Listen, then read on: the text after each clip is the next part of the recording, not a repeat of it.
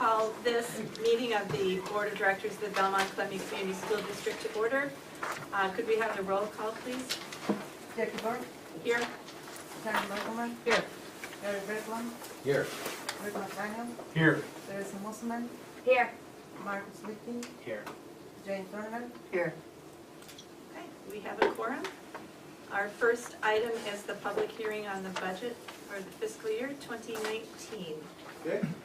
I'm assuming I need. Good evening, folks. I'm Dan Frazier. I'm superintendent here, and I've got a PowerPoint presentation I'd like to present to you on the budget to fill you in on a few details.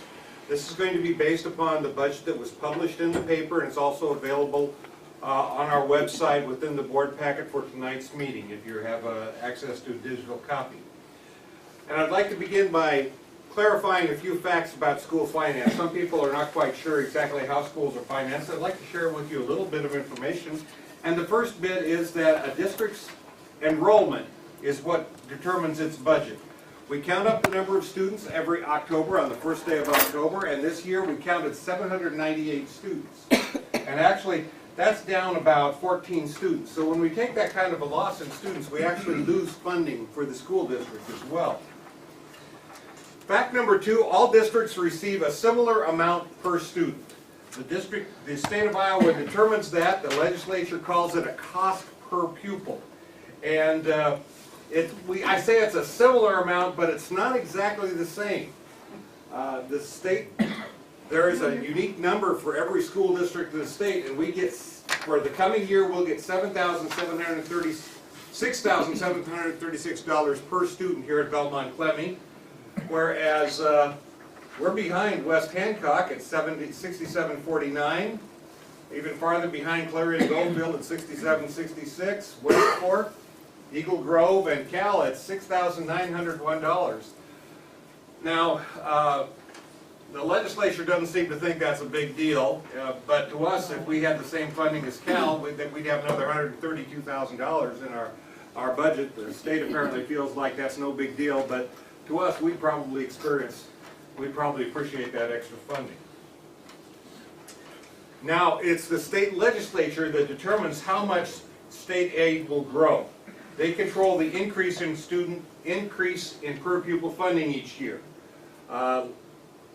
In 2017, it was 2.25%. Last year, it was 1.11, and this year, the state has voted it in. First week in March, they determined we would get 1% growth in that amount. So that's our per pupil funding for the coming year.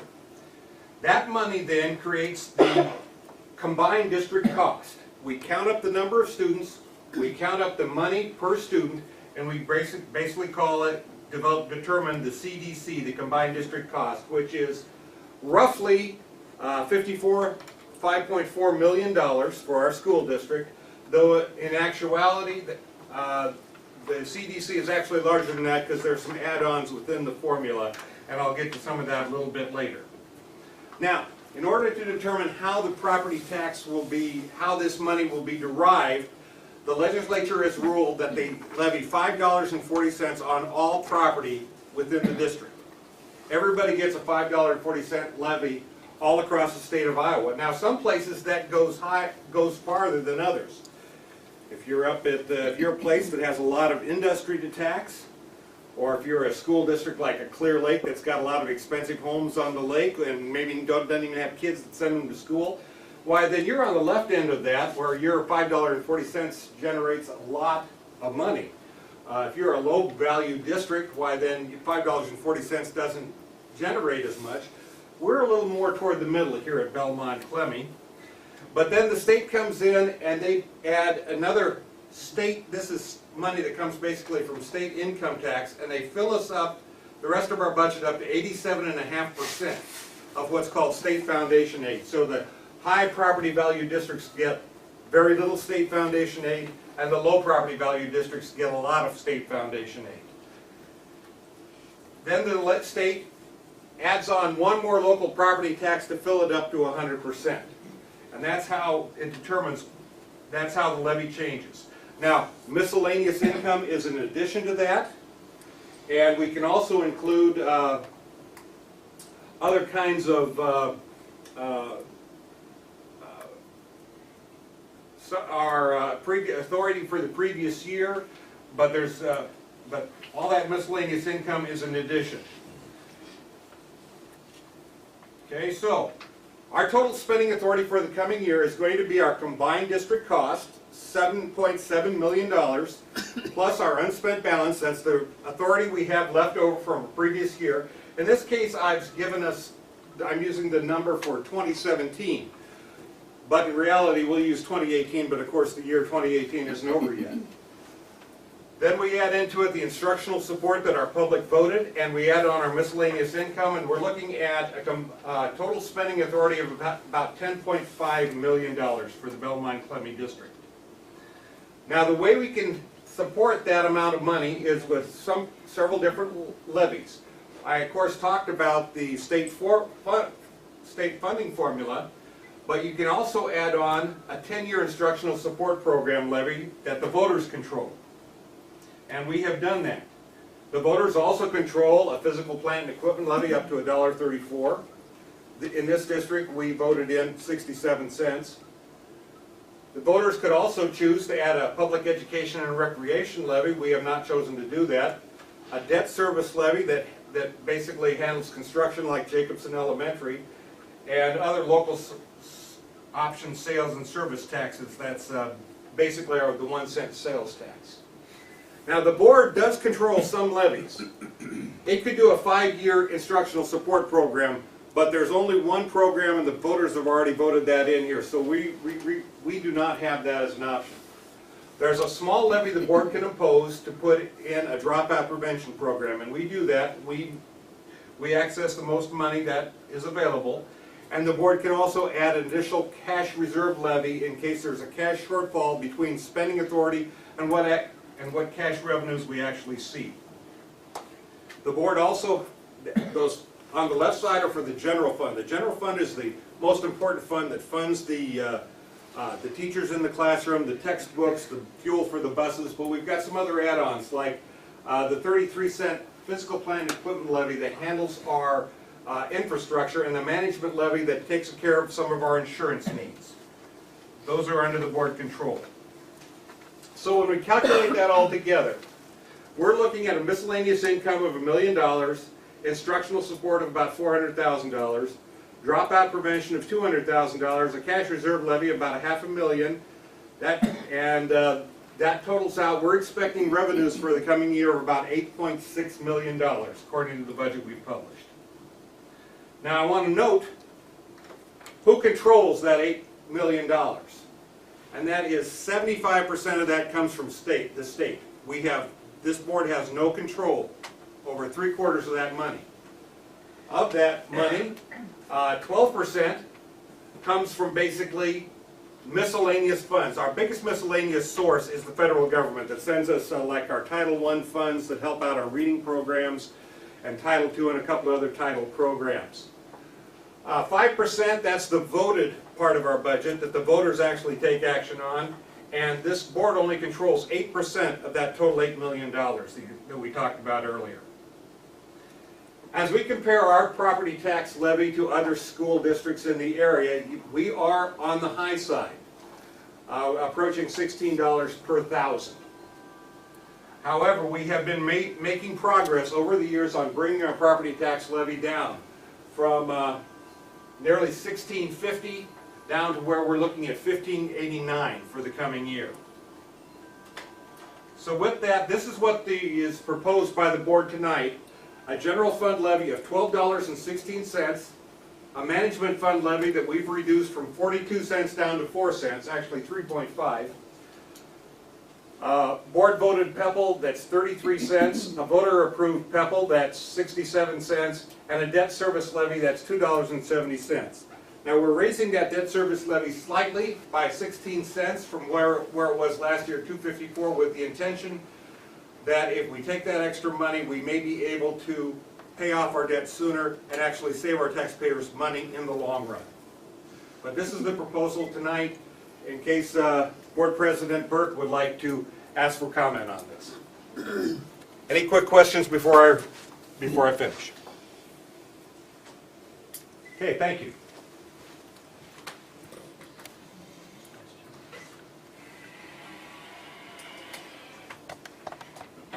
Took me 2 years to figure that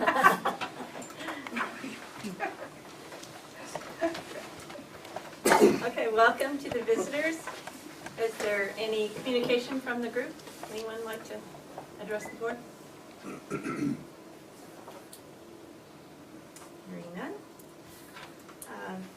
We're going to approve or amend the agenda.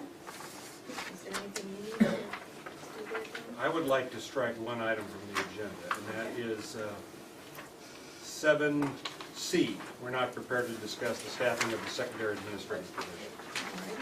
All right. You might get up, you might get up. I would like to move G and the consent items to an action item. Okay. Would you like us to put that? 7, You can do it 7A if you want. okay. I'll put that, everything down.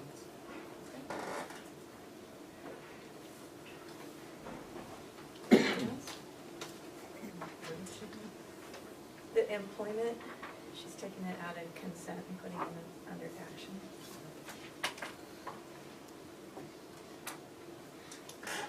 Okay, hearing none, is there a motion to approve the amended agenda? I'll make that motion. Gary? Is there a second? I'll second. Mark? Any further discussion? All in favor, say yes.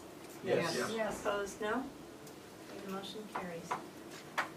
Consent items then, on these are the ones we're not going to discuss. Minutes, financial statements, bills, the cooperative student teaching agreement with UNI, the contract with Central Rivers AEA for work experience instructional services, and the attendance at a National Educator Training Conference. Do I have a motion to accept these consent items? I'll motion. Okay, Teresa and Sharon? Yeah. Okay, Teresa moved, Sharon seconded. All in favor, say yes. Yes. Opposed, no? Okay. Motion carries. Superintendent's report. All right.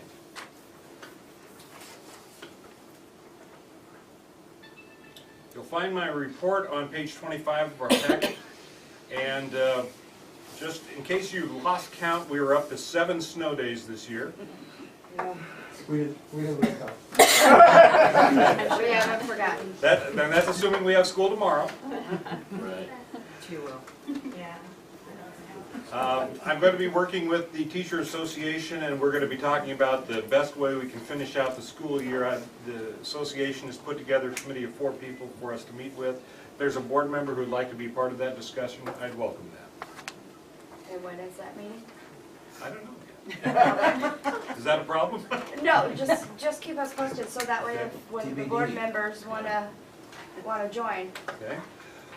Next page, in hoping, just in case she's afraid to blow her own horn, our business manager, Teresa Greenfield, has been going back through some of our old state tax filing reports and been refiling them, and to date she's recouped $125,000 on behalf of the district. And the only downside of that was she did it over vacation, spring break, when nobody was here that she could celebrate with that. That's true. She had no one to high five or anything. Oh my. Call me.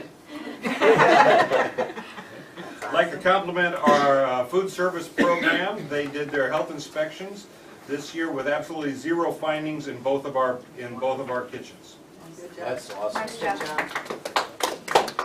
And we're just an FYI, we're looking at a rate increase for IPERS. It's gone up dramatically over the years, but we're looking at another significant increase for next year, and that's a cost that must be borne by the district. And finally, there's an interesting IASB conference coming up April 12th.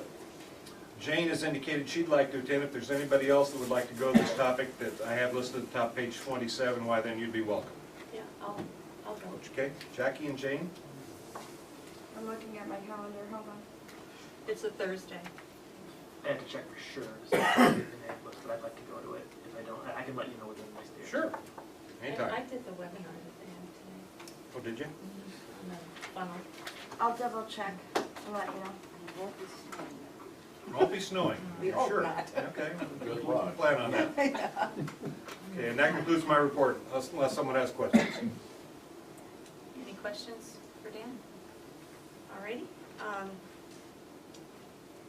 flip a coin, I don't care, who wants to go first? I'm gonna make it really short, because I did a lot of speaking here shortly. Okay, Started the spring activities. Our parking lot's full early in the morning because of our play people coming in, which is wonderful. I mean, it's packed. It's great to see that one of the largest organizations that we have in our school system, so they're going, their outside sports are going, and everything else, so that's good to have that going. And then we received a grant from the WIC Foundation for the weight room with $19,272. Wow. So, Very nice. very nice. We've got to do a couple things to recognize them, of course, and send some photos and stuff. And after we get the equipment ordered in, it'll be wonderful. So, really appreciative of that. Very nice. Kevin Bach helped me a lot on that one. That's all I've got. That's it? right now. Okay. So we've got a lot of things getting ready to get started here. Spring is a busy time for us too. Probably a little bit different than the rest of the year because we don't have a lot of activities for sports during the year. But Mr. Owens' phys ed classes are doing the jump rope for heart. For those of you that remember that, so they've been practicing their jump roping. I've been working on their jump roping too, just in case anybody wanted to know. My dad was no wrestling coach, so I learned how to jump rope at an early age, so I haven't lost it. They presented a challenge to the students. If they raise $6,000, Mr. Owens and I will dye our hair pink. So if you have some interest in that, you could certainly write a check. Our Iowa assessments will start a week from Monday. So if you have kids or grandkids, just remind them that they're pretty important. We've been working really hard to prepare our kids, and so we've been working hard. Our EL students just finished their annual assessments, and so we won't get the results for a while, but Ms. Guerrero and her team do a great job of getting a lot of kids tested over a period of time. And those are tests that show whether students are ready to exit from the English language learner program and be completely immersed into our regular education. And that starts again when? Which starts again? The Iowa assessment. It'd be a week from Monday, the 2nd, I believe, is the date. Okay. So whatever week from Monday is. And we go the 9th. Well, actually, start the 10th. We'll go through that week and then probably work into the next week, because we're gonna do a few more tests this year than we've done in the past. Also excited, we're looking at preschool registration and kindergarten registration coming up early May. We're tentatively looking at May 9th. Still working on some details, but that'll be coming up, and met with both the kindergarten team and our preschool team this week, and talked about what we want to do, trying to get a little bit more word out in the community, so we've got some ideas and plans for that. So you'll probably be seeing stuff in the paper and et cetera. We're kind of retooling our fine arts night with the specials. So the week of May 10th through the 17th, we're going to be doing some special things for all of our fine arts. I know the high school art program is that week as well, that first week. And then we're having some open houses for our music program and the art program, and then our elementary track meet is that, I think, the 17th as well. So getting excited for some, really show off our student work. And Ms. Nelson's gonna take over the whole gym for the week and put up all our kids' displays and have some kids showing the adults what they're working on, a lot of the history of what the artists, what the periods of art that she's displaying and what they were all about and some of those things. So she does a great job. And the last thing, it'll be 2 weeks then from Monday, we're gonna start our reading and running club for our older kids. Which is a couch to 5K program if you've ever done that. And so we'll have our older kids participating in that, and we'll be offering them t-shirts and snacks after school 2 days a week. And they'll work up to a 5K that we'll do probably the last week of school. Since we have plenty of time at the end of the school year, now we'll probably push that into the last week and give them something to look forward to that last week. So no pink hair for that. But I had a program like this at my old school, and it was a great incentive, and I have a number of kids that really got into the health part of that and staying healthy, and hopefully we'll get kids then and get excited about participating in cross country and track when they get to middle school and high school from that. So that's what we got. So kind of busy, getting to be a busy time for us, and then planning for next year as well. all right, thank you. Back to the employment, personnel resignations and recommendations. Just go back to that. So we've got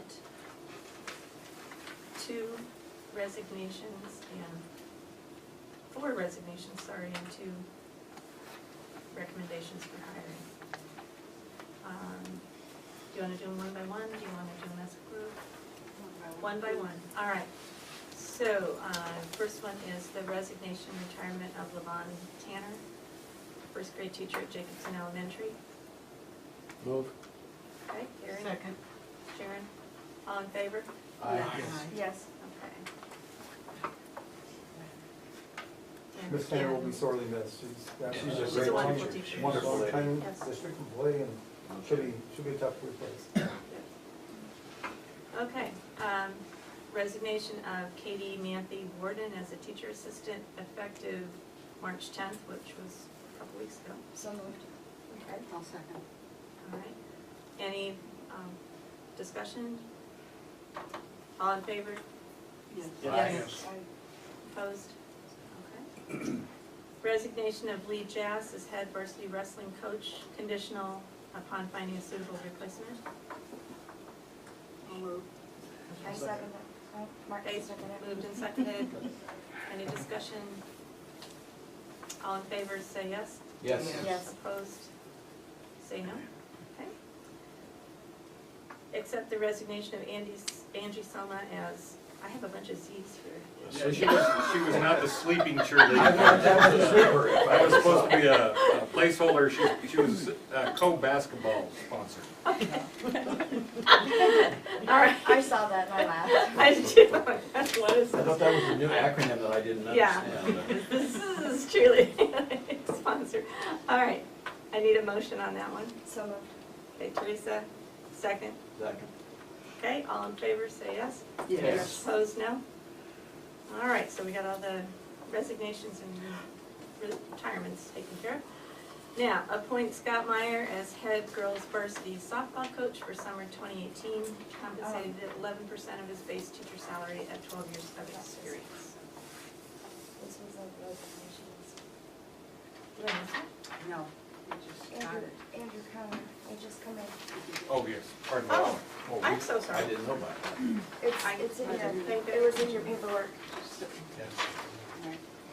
Okay, Oh, it's sorry about hidden at that. the back. So, Yes. let's go back to this one and then we're done with resignations. All right, so we've got a resignation for assistant boys track coach Andrew O'Connor. I need a motion on that. So moved. Sharon, is there a second? So- Mark, okay. Any discussion? All in favor, say yes. Yes. Opposed, no?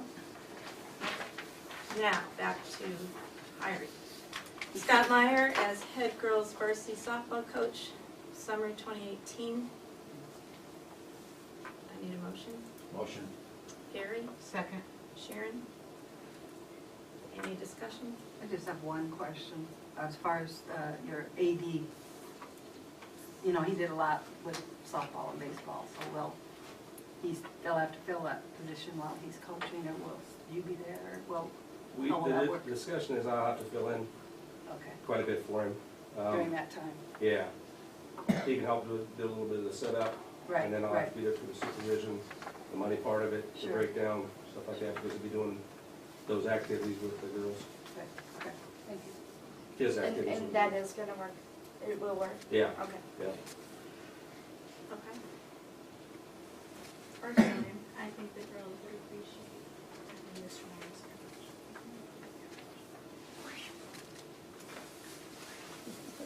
Any further discussion? All right, all in favor of hiring Scott Meyer as head girls varsity softball coach for 2018 summer? Say yes. Yes. Yes. All opposed, say no. I understand. All right. Motion passes. Appoint Jody Turner as junior high girls softball coach for summer 2018 season, compensated at 4.5% of her base teacher salary at 12 years of experience. Do I have a motion on that one? So moved. Teresa? Second? I'll second. Jane? Okay. Any discussion? Okay, hearing none. All in favor of hiring Jody as the junior high girls softball coach, say yes. Yes. Yes. And no? I abstain. I abstain. Okay, motion passes.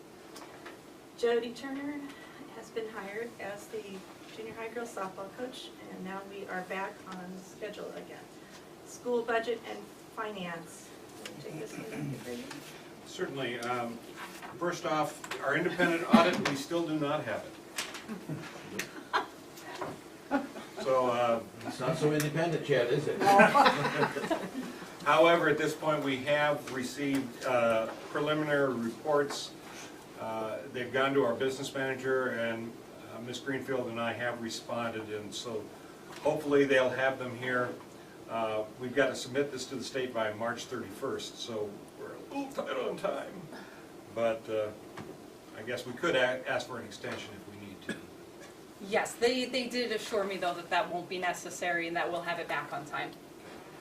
Moving down the report, next thing I'd like to report to you is on the new money, so we can, what kind of cash we can expect, an increase in cash for next year. With our decline in enrollment, and with the state legislature voting 1%, that gives us a whopping $54,000 for next year.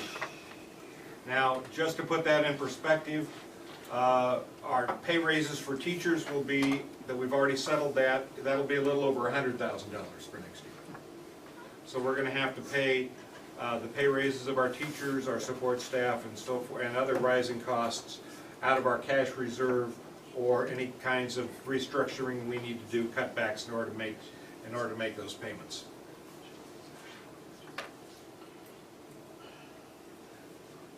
Okay, and that's really all I have to report on. Okay. Then we need to vote on the proposed school budget that you did the PowerPoint on. Correct. Correct? All right. So I need a motion on the proposed school budget for the 2018-2019 school year, fiscal year 2019. So moved. Mark? Second. Sharon? Any discussion? Just one item, just Yes. keep pointing it out. It's awesome that we're able to drop our levy for the district and still believe that we can meet our needs for the district for the coming fiscal year. So I hope that hits the paper clearly. And without a doubt, they can say what they want about the rest of the school districts, but we have been on a trajectory to reduce the tax levies on the taxpayers of the district. That's all I can. Now, Teresa, would you like to mention there was a slight adjustment as state numbers changed? Yes, when we did get all of the final numbers, when everything was completely approved by the state, it just caused a little change in how much funding we'll get from them, and so then to offset and to keep our property tax rate at the same level we had already figured, we had to adjust that additional cash reserve, just slightly though. Was it like So- 1 penny?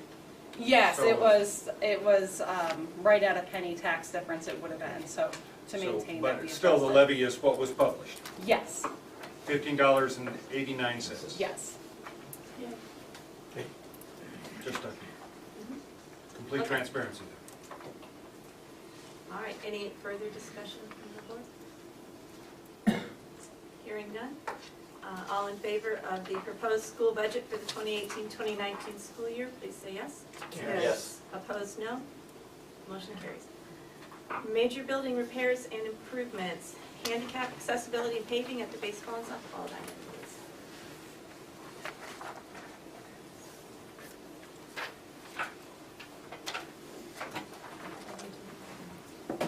Yeah, But this time the phone will go off. Hey, you can take Ed's chair too. That would be okay for you, but leave it here for right now.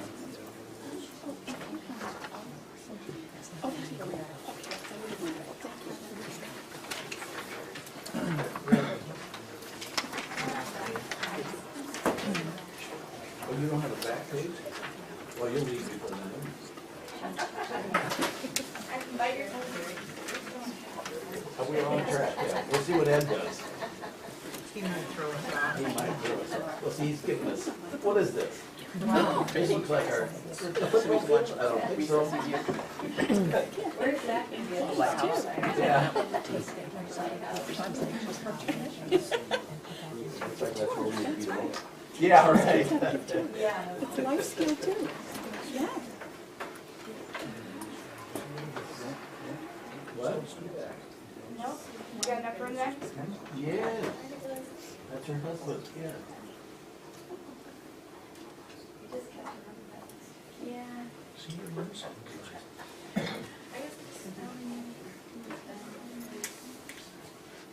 Well, good evening. Sounds like a lot of good things are happening around here, and I believe this is one also.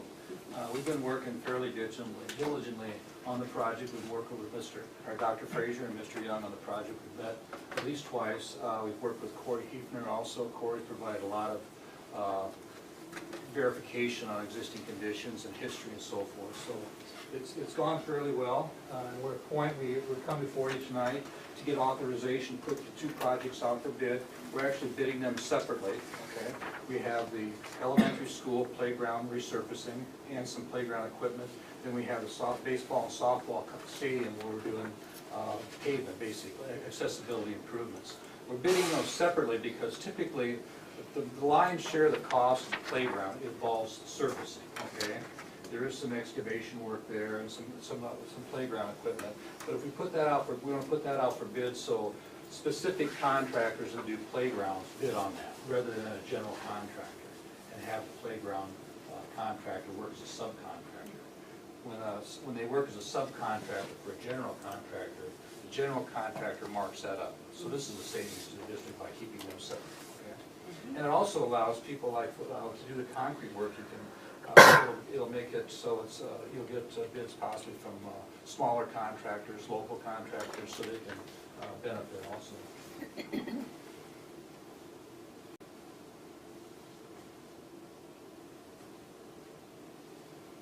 This is just the aerial view of the.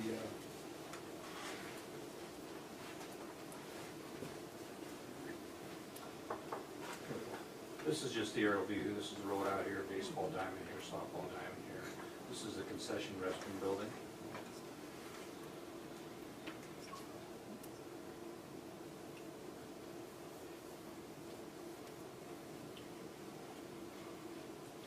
And so here's, again, this is softball diamond up here, baseball diamond down here. This hatched area here is that concession restroom, and there's an overhang here. Existing concrete pad is here. And so you have this post-shade area, the light post-shade, even the dark post-shade. That's going to be concrete pavement. The dark will be 6 inches of 6-inch thick concrete, and that's where we're going to have 2 parking stalls on each side of the restrooms concession building for handicap accessibility. So one's here and one is here. This is going to be just 4 inches of concrete in here. This will be a base bid here. And also as a part of this work, we're concerned about water draining out of there because it's relatively flat. And now you're going to have hard surface that's going to drain water onto the gravel, and it's going to be more muddy and so forth. So, but there are there's some drainage tiles out here, and Corey Hefner found drawings on out here, and they connect to a drainage tile here that comes to this point, then it goes to the east towards the there's a water shed or water creek or something out to the east, so it drains out to that area. What we're doing here is really there's like a higher point here and a higher point here, so the water in this area will drain this way, okay? And there is an inlet someplace up here. The water here is going to drain down to an inlet here, a new inlet, and that inlet's going to have a new drainage pipe that comes over and ties into the existing. So we're going to drain this area. This area will flow this way. Now, as we were taking an alternate price on this area, our initial discussions and direction was really just to do this area. But as we talked with Dr. Frazier and Mr. Fisher had some input too, that he mentioned last time that it's nice to have hard surface for bleachers for cleaning purposes.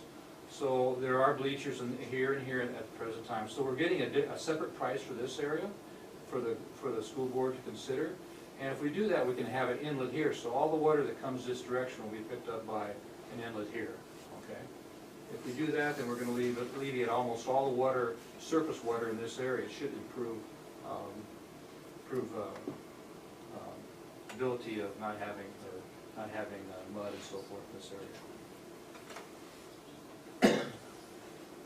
How large is that tile that runs out into the Drainage District 166? I don't know, we don't know what that is. Oh, you don't know the size of the tile that runs out? No. We're putting, our new one's 8 inches, but there's no record of that. Okay, There's just a okay. drawing of it, thank God, but, you know. As far as the gravel to get to these places, are we gonna try and get rid of some of those gigantic boulders that they drop? I mean, I know they're just The small. bigger rocks. The bigger rocks, they're We'll not get bigger boulders, ones. but it's still, I mean, if you walk there or ride your bike there, you're bouncing around like this, I know. just trying to get up there, so. It's terrible. You know, I know we're gonna have 2 parking spots on each side, but if we have 6 But people you have that. to have a handicap sticker to park there. Yes, yes, but if we have 6 people that have 6 handicaps, and there's only those 2, and the other one's gotta push across those rocks, that's one of my biggest concerns, somebody's gonna tip somebody over. Well, the 2 handicap spots will not be spots that you can view a game from, correct? Those handicap spots will have They're behind the bleachers. signs, there'll be signs here and here. Yeah, you But won't be they're able to set behind the the car. bleachers, isn't that right, view. Greg? We would have to, just looking at this really quickly, we'd have to move the bleachers from which would be on the west side, and put them in behind the plate to get those spots to be able to see. Right. And there's probably not room there, in my It's extremely tight. Yes, it I is. think it'll fit, but it's gonna be really tough. It is extremely tight. They had them there at one time and they moved them. Yeah. And it was like 6 inches or something like that. And It's we're really on a tight. really nice open area that we have there now. I mean, it's open for people to walk back and forth. And if you plug And it I up guess with, it is also for my last year's seniors to put a couch. oh, a couch. Yes. So we assume those parking spots, those 4, are just for cars to park there and get out and walk. That's what the idea Or is, is that wheel 'em. correct? Or wheel them or whatever, not to see the game. I mean, if they wanna park and watch the game, they park, you know, on the middle down here Out. and down here. On the Right, other side of the right. dugouts, those, Right. watch the game. The other thing is they could unload there Right, and go park the vehicle so that Elsewhere. other people can unload Yes. there too. yes, That would accommodate more people. right, Yep. right. Okay.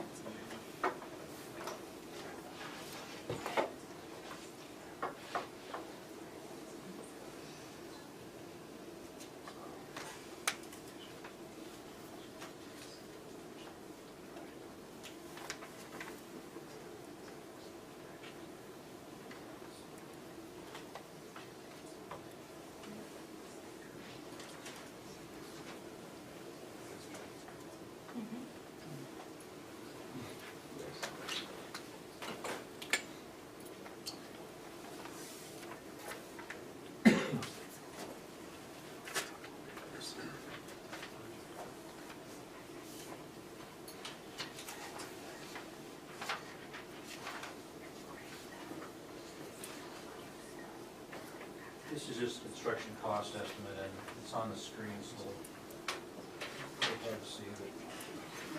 Yeah, I know.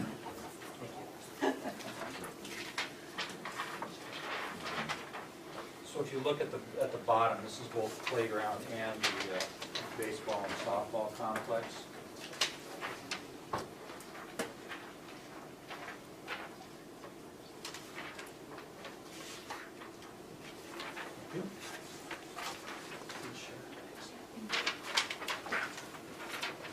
If you go to the bottom, the base bid is, the estimate is $55,983. And if we do that additional work, it's $13,085 is our estimate on that.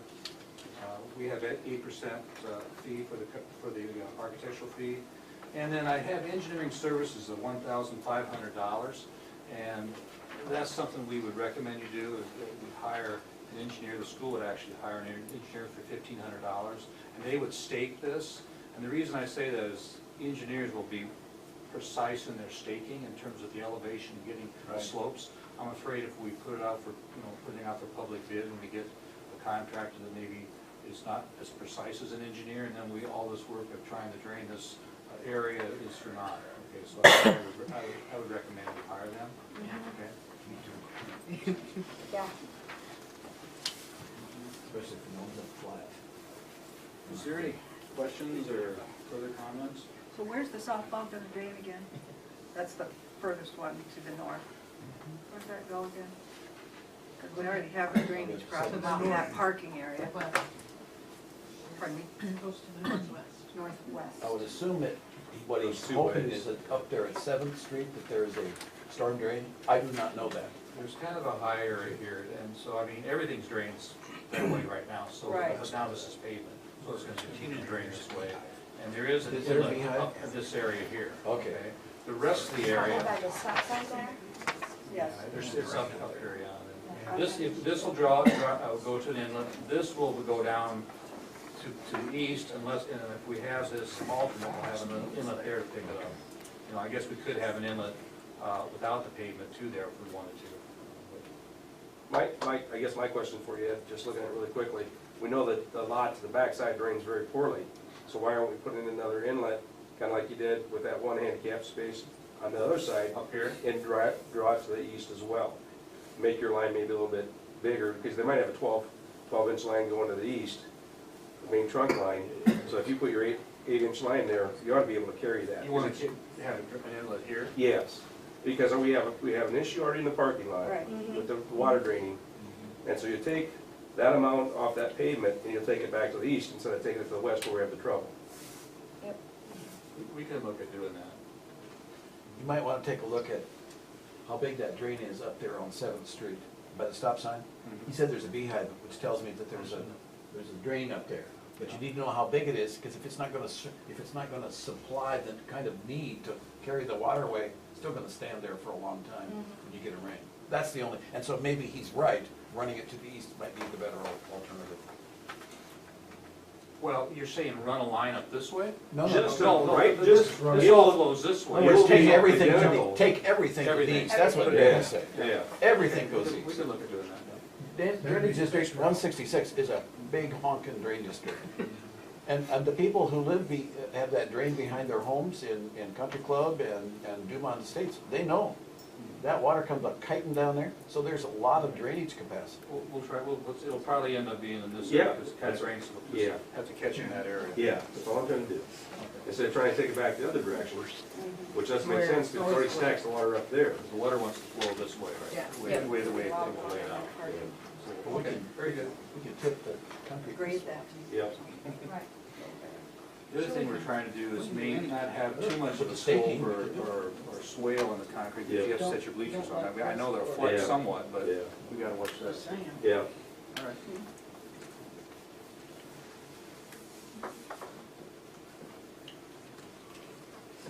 Jackie, can I ask a question?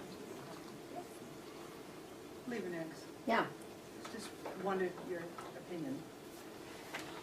I was just thinking when he was talking about for the handicap, when we have Danny, we're still gonna have to push him through those rocks. That, you can put, cause we unload Danny and then go on that little bit of cement. But to push him in those rocks, it is a bear The cat. rocks aren't gonna be there. You're gonna be parked We're on gonna be the all cement. paved. All that It's all gonna be- is, all that you saw was all pavement. You will unload him on concrete Yeah. Okay. and take him to The the ball darker, game. the darker 6-inch Oh. concrete, the lighter is 4-inch. Oh, okay, You're driving up on the 6-inch and walking on the 4-inch. That should help. that's good. Yeah, just, Okay, we good. just gotta make sure that we have enough spaces, otherwise we'll have to make sure that people understand that they have to pull up, unload them, Yeah, and that's what we do, yeah, yeah. and then you move back, But I think it's gonna function, it's much better, Okay. much better. Good. Because on the track, it worked good for football, Mr. Frazier. That was perfect. Moving to the elementary side, the playground, this is Jacobson Elementary, and this is the playground here, this dark area.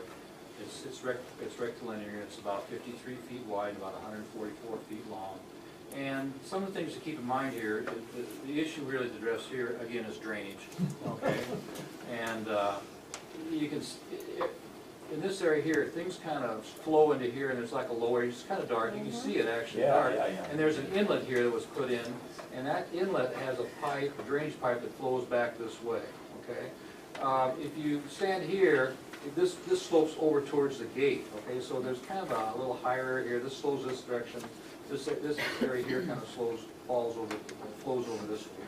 So when we're doing the design of this, we had to take that into account. Okay?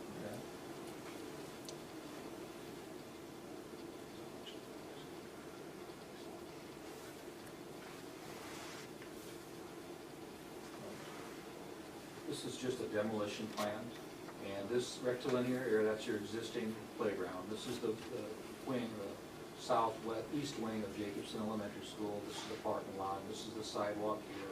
This is that inlet here, and this is that drainage line, existing drainage line that heads off to the southwest.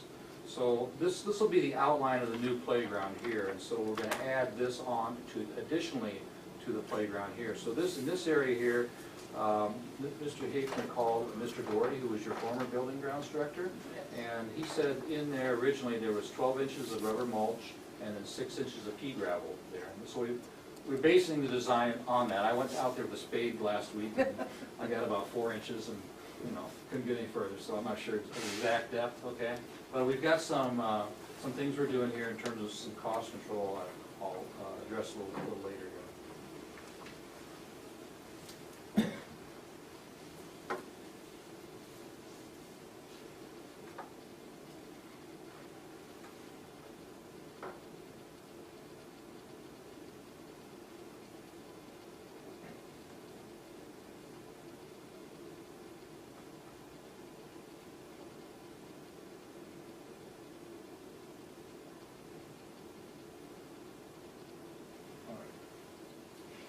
So this is going to be the new playground area here, and it's about 10,947 square feet.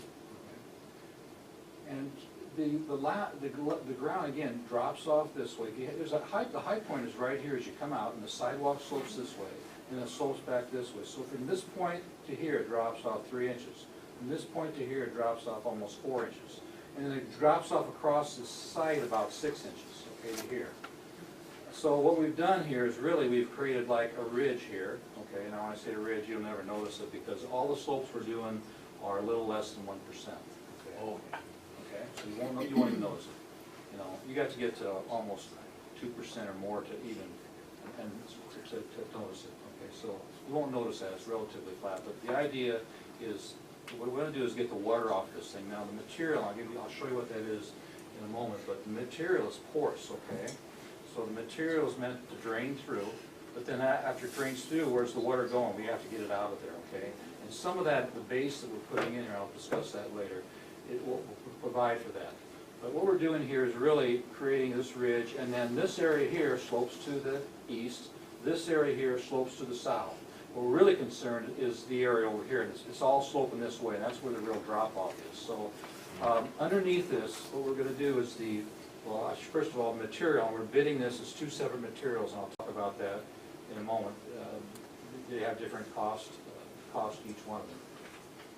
But the material will typically be about 3 inches, okay? The material thickness is really based upon parameters to provide for a fall from 8 foot high, okay? And different manufacturers have a little bit different products, so one might be 2.5, one might be 3 inches thick, okay?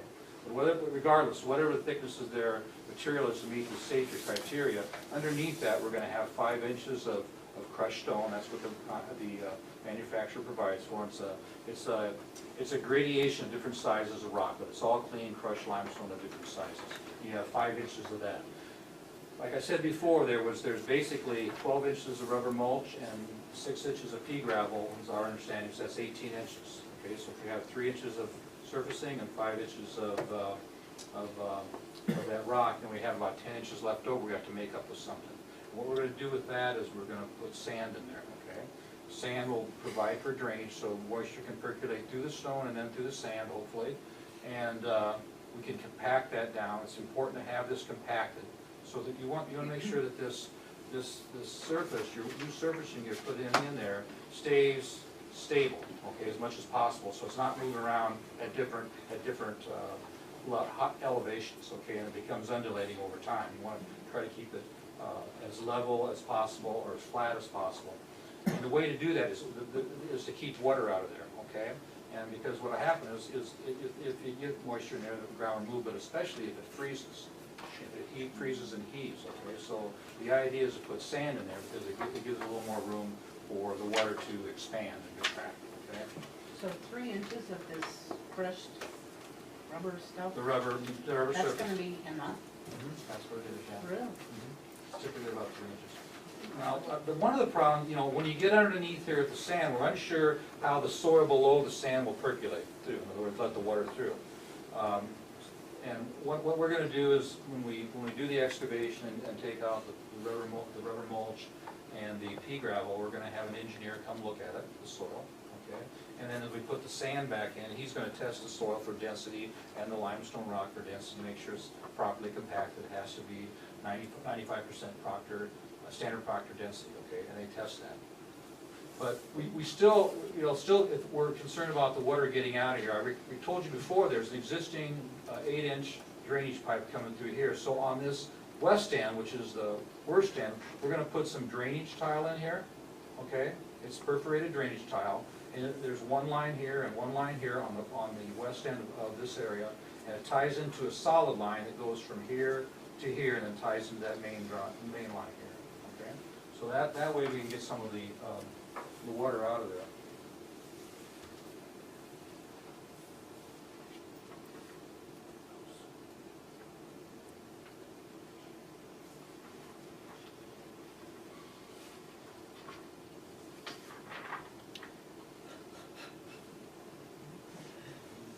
So this is kind of what a cross section looks like. So if this is at 3 inches thereabouts of surfacing, then there's about 5 inches of crushed stone, clean crushed stone, and we have about 10 inches of sand.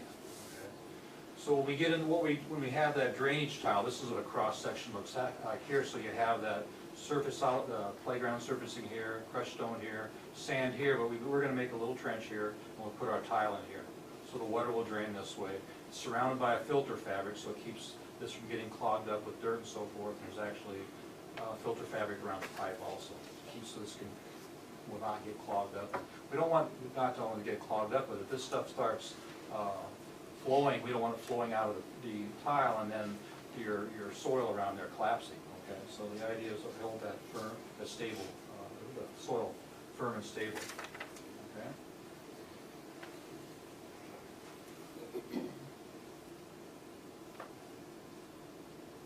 This is probably more than you want to know, but, you know, I think it's important stuff. Okay. We'll be architects. The fun stuff gets to come for architect. This is pretty straightforward. Okay.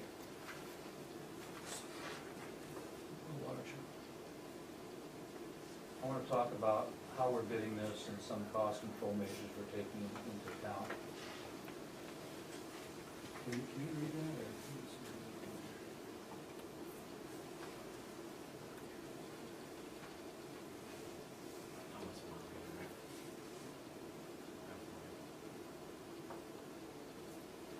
That's better. Yeah.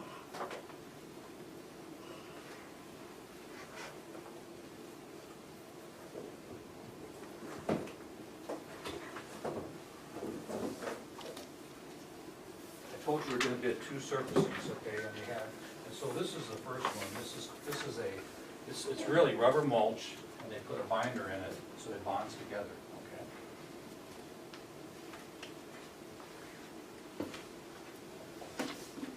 So the base bid for this project, this is what I call System 1. This is what we're looking at putting on the playground, okay? Now, the second system we're looking at doing, and this is what they call, this is a 2-component system. There's a rubber base, okay, and there's an EPDM rubber top, okay, to this, okay? And they really wear about the same in terms of longevity. With this one, you're going to get you're going to get a higher selection of colors, okay? You get a lot better selection of colors. So it's strictly aesthetics, okay? Some kids hit it and dropped their buddies on it. This is the alternate bid.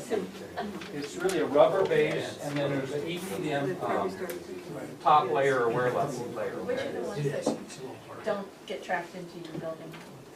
Neither one of them. Neither one, but the one on Neither one of the them. Rick's left actually is easier to clean up because it's not as porous. The dirt particles get in and stuff like sand or whatever gets in it. Hose it off a little better. Really what you want to do is, what makes this safe is the idea that you have air spaces within that. Yeah, I see. So if it fills up with dirt and sand and any other foreign matter, then you're compromising the safety of it. So washing it out would not be a good, what you want to try to do probably is vacuum. I don't know if you could do that, but you had a high-powered vacuum. Well, the one on the right doesn't allow a lot of penetration of anything. That curve, and its air is actually on the layer below. The one on the Black layer? Yeah. What's the price What? difference between the two? That's why you're I'll go below. with that. Okay, all right. I bet there's something more. Okay. Oh, you got the round piece.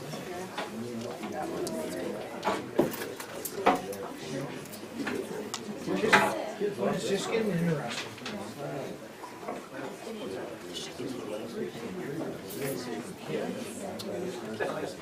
Okay, this is the architect's fun part, okay? You could get one color, and you know, the most there is multiple colors, okay? But you can get one single color would be one, I mean green. But what I'm looking at doing is getting a price, Yeah. for the board's consideration if you want to do some kind of pattern, okay? And the existing playground equipment's here, we have new, I'll talk about it later, we have the newer swings going in this area, they have sensory playground equipment going in this area. This is pretty, you really can't see through here, but as you come out of the doorway here, you can see out to the playground. So I have these colors, to me, it's just maybe leads your eye this way, you know, it's an open area where you could actually add some colors, okay, if you wanted to. Now, we're getting a price for that for both the rubberized bonded mulch and also the EPDM material also. But again, it's just for your consideration. You don't have to pay me for this unless you decide to do it. I'm just doing it because it's the one fun thing about the project I could do, okay? The colors in the right order, Dan, is that? No? No. No. Yellow and Red, yellow, green would blue, be closer green? together. Yeah, Red, yellow, green, blue? I thought you, yeah. okay. No. And your color scheme. What? Purple, yellow. RGB, yeah, that's right. We need a violet one. Well, he's got the different scent, right here, He's got all the colors? all the colors. you Oh, my the goodness. rain. You can pass that around. That's not the rainbow. It isn't the Why not? Yeah. How Not about only just. BK blue and green? Only The blue and green? blue and green. I mean, we should have blue and green. Well, definitely have it, not only. Lay it down. Yeah, that'd be the main walkway is blue and green. Let's have other colors on the side. You need to make sure your four square courts are in there, stuff permanent lengths, so you don't have to keep painting the lines and stuff, too. Different colors. There you go. Yeah. You gotta have that, makes it more convenient for our kids later. They're vicious force where they're gonna be tough on the football field later in the basketball. He's thinking, mean, nasty kids. Want them to compete. I know. Compete. As our surveyors.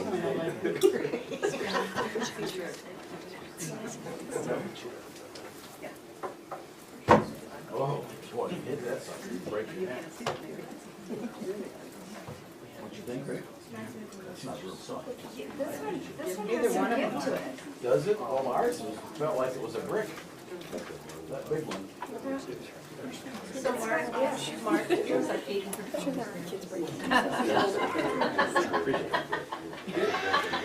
Actually, there's 12. 12, yeah. I know it looks like one, but that's okay.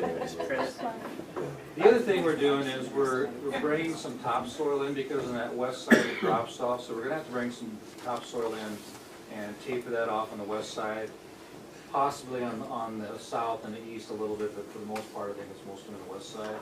So what I, in the bid, what I put in there is to allow 60 tons of topsoil, which is about, you know, 35 cubic yards of fill. And I don't think we're getting more than that, you know. And, yeah, and the other thing I've done is I put a unit cost for that per ton. So if we only use 30 tons, you'll get credited back the 5 tons. If we go over 35, then you have to pay the additional cost for that. But it gives us a way to get something in the contract and control the pricing. The second thing is also that sand or compacted granular fill. We have an allowance in there of 70 tons, okay? So it's about 400 cubic yards. I estimate that's probably on the high side too, okay? But I've got a unit cost in there, and again, if it's more than that or less than that, we adjust the contract. In other words, if it's less than that, you guys get a credit back. If it's more than that, you have to pay the cost per cubic, per ton for that, okay? So it's just a means of controlling the cost.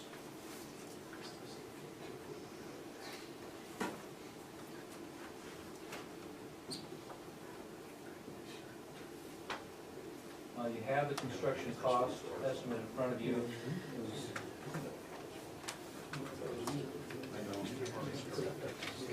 See, you're just like a kid, you're just like a kid, picking it, picking, see? Kids will have no fingernails, but picking up is good. Well, that's what they're gonna do. So go to the playground, the cost estimate of the playground. The estimate is $222,400, okay? This is predominantly based upon Bryan Associates, that's who the school is working with previously, they're a vendor, okay? They left out some, they didn't account for all the fill underneath there they've taken out, so I had to account for that, and that's an additional $15,600. And then I have that subgrade drainage system in there of $4,313. And I have general conditions in there of 5%. That's for things like bonding and just management of the project. Okay, contractors then. Okay. If you go to the EPDM project, it costs you almost $26,000 more. Again, that's based upon Bryan Associates. We have our fee in there of 8%, and then I have a fee of $500 for the geotechnical engineer. Okay. Like I said before, the geotechnical engineer, once we take out pea gravel and the rubber mulch, she'll come and check the subgrade, and then they'll check the compaction of the sand and the fresh rock as they place it. At this point, I feel that we should spend the extra $6,000 on Rick's this already product. picked this thing apart. Well, and the whole thing is this one isn't as compacted, and all the stuff that's gonna get in there, how many years down the road are we gonna have to replace it? Yeah. And I think, Is there a guarantee on this I'm stuff? just gonna say, I think you have a different years for the. Well, For the guarantee on the. Initially we were told that one lasts longer than the other, and as we researched, we found out that's not the case. Okay, I think the salesman, they told us they're different. They have different warranties though, which is odd. That's why I really question why would they have. This has a better warranty. Really? And then that. This is a 3-year warranty. These both have a 3-year warranty for deterioration. This one has like a 7-year warranty. I think it's for shrinkage. Okay. And that one doesn't have a shrinkage warranty. You can assign any warranty you want to them, but the standard warranty they have, this has a better warranty, which it lasts just as long, they're saying. Now, you can prolong the surface of this. They have a product they call Extended Life. They come in, they spray a product on here. This is like the undercoating on a new car, right? No, it's after you buy the That product. ain't gonna happen. Yeah, but no, you put it on like 3 years down the road, you put it on. But the biggest culprit really is clogging the system with sand and dirt and foreign matter, so it doesn't drain. And then also, it gets harder, so it's not as safe. And I can't speak to the, obviously I only have one experience, but the playground in Mason City that I mentioned way back uses this type of thing, and it's a little hard, the green top. It's a little hard, it looks a little different in practice when you actually see it laid out. It actually has a much smoother look to it, and that's been there 10 years, and it looks brand new, and I don't think they've done a thing to it according to the city people I talked to in Mason City that put it in, not the Baker people. The same people that we worked with are the ones that put that in Mason City, and it's done a nice job. It's held up pretty well. It gets a lot of traffic. There's a lot of kids in some of the plan. My question is the application. How do they all come around? chunks or? No, this is a continuum. That's what I wanted to be sure. So that so there are very few Like seams. it's poured on. There's no seams. It's poured, just poured all the way. Homogeneous monolithic. We prepare the service and they come in and. Pour it on. And get nice colors. Oh, Rub it in, Gary, just keep rubbing it in. There's this thing called a rainbow. We'll call it the Rainbow Playground.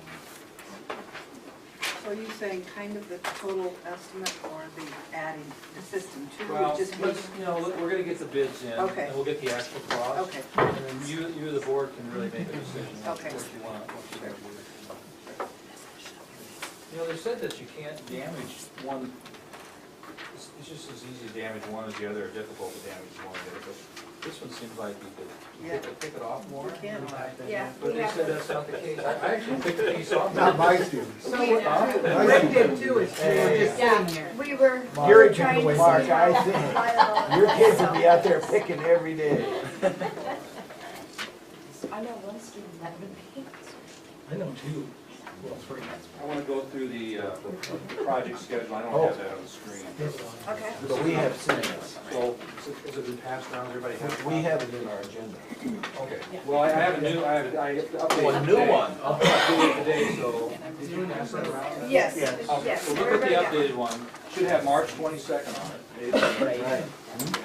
If you go down to the fourth line, that's today, we're seeking authorization to put the project out for bid, and then we'll issue the bid documents on Monday. Okay, what we do is we send the electronic file down to Des Moines, the printing company, as contractors want a set of drawings, then they mail them out to them, okay? And that's an expense for the school, but the expense anymore is really a lot less. Most people are taking them electronically. Yeah.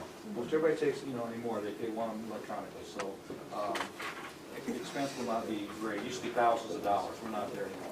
Okay.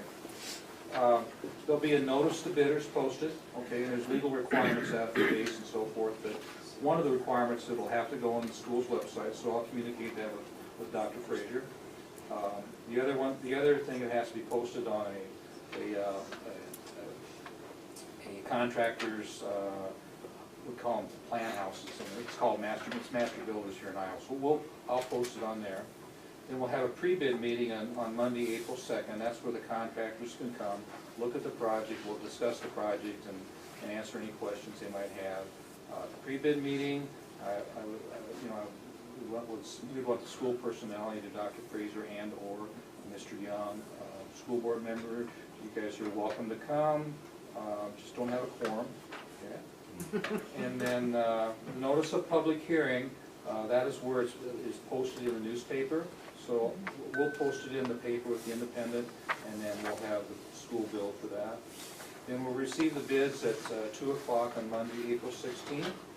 And then at the school board meeting on the 19th, you'll have a public hearing, and you'll go into your board meeting and award the contract, assuming you feel comfortable with it. And then we're looking at beginning construction on the elementary school. We were given the contractor basically a window from June 9th to August 10th to do the work. But we're telling them that you have to get your work done in a 14-day window. We don't want you dragging this on all through the summer. 14-day window, you get it done. Unless we have, some really bad weather, something we can get an extension. For the most part, it's 14 days. Now, the baseball and softball, that work cannot commence until the seasons are over, and we're looking at July 27th, I think, is what we talked about on that. We told them they'd have to have it done by September 28th. It's not going to take 2 months to do it, but again, we'll probably give them, I think we give them 14 days to get it done or something to that effect. So the idea is we want to give them a window. If we give them some flexibility in the window, then they'll be more apt to bid the project and apt to get more competitive bids. Okay.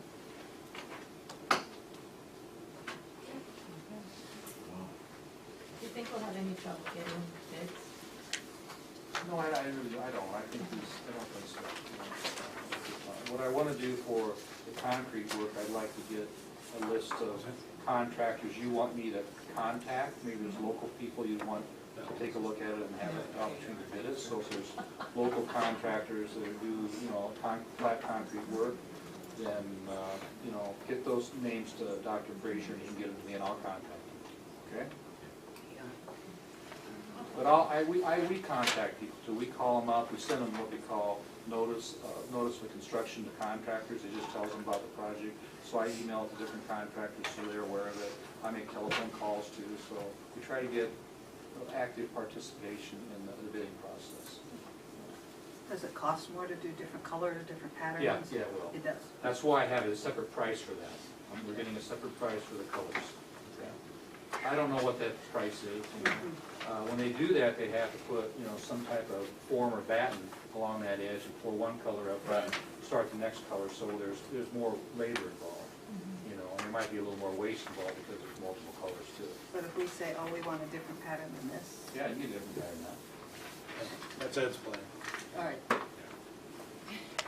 I'm thinking of a yellow brick road. Ooh, I like that, yeah. That'd be a lot of We can do a Emerald City. Emerald City on the other end. What's wrong with it? Sounds great.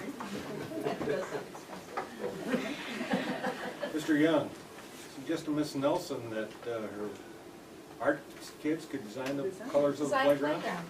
I would, That would be awesome. done. Yeah, She'd be awesome at it too. yeah. She would. Maybe we can't afford what she designed. Minimum of 3 There are colors. child labor laws considered, well, but Yeah, child labor. She'll get all the kids looking at her. All right, you, put this.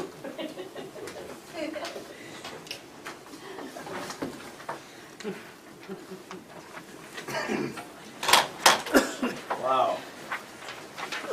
Thank you, sir. Thank you.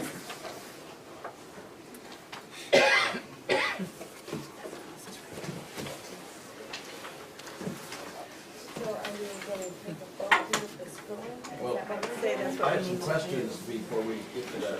We need to at least, you know, have a motion, a second, we can discuss. Right. Okay. All right, so I am looking for someone to make a motion that we proceed with the handicap accessibility and paving at the baseball and softball diamonds. That's part one. I'll second that. Teresa, all right, now, discussion. Dr. Frazier, Yes. do you foresee a place from which the funds can be obtained to do both of these projects without compromising future development for our school district? Should not be an issue. That's what we wanted to hear. We're approaching $3 million in reserve in that Okay. fund. Okay. Well, that made it a lot easier. Yeah, it did. Just get her going. She wants to have us vote first. I know. Then Ed can get to work. No, I have a question to you. Yeah. Is this something that you think the BoE Trust would be interested in partnering with? I had suggested once before that should be approached, yes. Okay. We got involved in the weight room, but I know that the trustees have had a conversation about the playground surface. Okay. So we should probably Somebody approach needs the to contact Lewis us. Trust. How much clearer can I be? I got it. Mark, I'm right here. contact the Lewis Trust. All right, any further discussion on the baseball and softball diamonds? All right, all in favor say yes? Yes. Yes. All opposed say no? Okay, now I need a motion and a second on equipment installation resurfacing of the Jacobson playground. So moved. Sharon? Second. Oh, Rick, go ahead, Rick.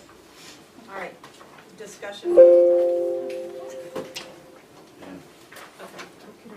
So that's what, Mark, this one is the one you need to contact the Lewis. Right, I got it. Yeah, I knew not you- the softball. No, I knew Yeah. tonight.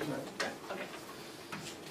I have a question. Yes. So with the playground, on the south side where it drains down, would that affect the basketball, the concrete that's already there at all? It's further to the west. Yeah, we're not expanding the park, it's playground to the south. I'm talking about drainage, like with the water and anything. Go right to the corner, down by the fence. Down by should the actually fence help. over. Might help, actually. You know where the people come to pick up kids there at the end? That's where that- right here. Yeah, that's where it drains down to. Good question. Great question. Any other discussion? All in favor of the equipment installation resurfacing of Jacobson Playground, say yes, please. Yes. Opposed, no? Motion passes. Thank you. Thank you. And Kelly 80, thank you for putting this in front of us and keeping this in front of us all the time I've been on the school board. I mean, we, Had a lot of help with a lot of people. yes, you did, but just thank you, because this has been something that we've wanted to get done for a long time.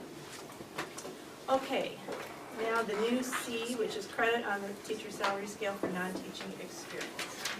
Yes, if you remember, I discussed with the board that our contract is very restrictive, and I suspect it was written at a time when teachers were plentiful, and the school board wanted restrictive language that says, we only pay for actual years of teaching. But now it's a very different market out there for teachers. There's a severe shortage of teachers in a number of areas. And I suggested that we need to be able to adjust our pay to attract and retain quality people and in programs that are important to us. I approached the presidents of the Belmond Klemme Education Association, and they were open to discussing it. However, they took it to their membership, and it was flatly rejected, unequivocally rejected. So it is now a moot point. Meanwhile, the Hampton-Dumont Board has approved a contract for Mark Schmidt for next year. That's a matter of public record of the Hampton-Dumont Board. So we don't need to take any action on it? There's no action to take there. I've got nothing to recommend. Okay. All right, so that's the end of the action items on our agenda. Now everything else is just strictly discussion only. School improvement, community needs analysis survey results. That's my bad, sir. What's up? What you doing? I'm changing the fact. Are we doing another PowerPoint? I am doing another PowerPoint. Slide over in my spot. Go from one to the other.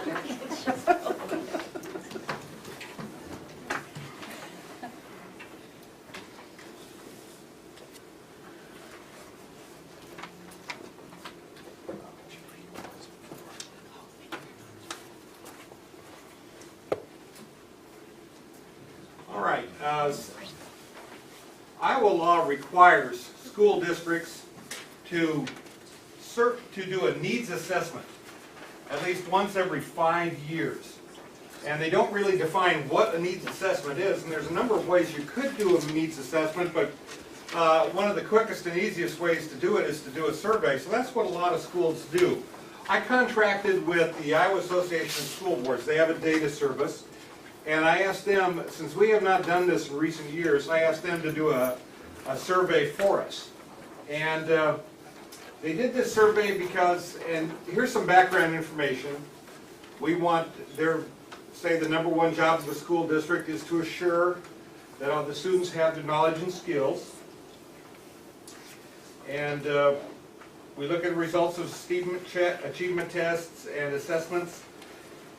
And they had a database of research they used to identify the questions for this survey. So there is a research base for this. And I'm not going to spend a lot of time. You can read through some of this more carefully later, but they have some specific categories they were looking at. And they offer this caution that this is just people's perceptions and opinions. It's not necessarily a quantifiable thing that we know that determines exactly what the status of our district is. These are the responses. We had 2 administrators. Now, all 3 administrators believe we filled out that survey, so we don't know quite why that reason there's only 2 administrators. Mr. Young still here? It was him against the. Yeah, it's Mr. Young. It was his fault. We had all 60 of our teachers take it, and we had 44 community members. We advertised it on social media. We advertised it on our website. We had ads run a couple weeks in the newspaper, and we required, or at least we asked a number of our students to fill it out, everything from 5th grade up through 12th grade. So we had a good number of student responses. Now, the expectations of a high-performing district is that they have high expectations and clear shared goals. With that in mind, they asked what percentage of students are meeting standards or grade level expectations. And am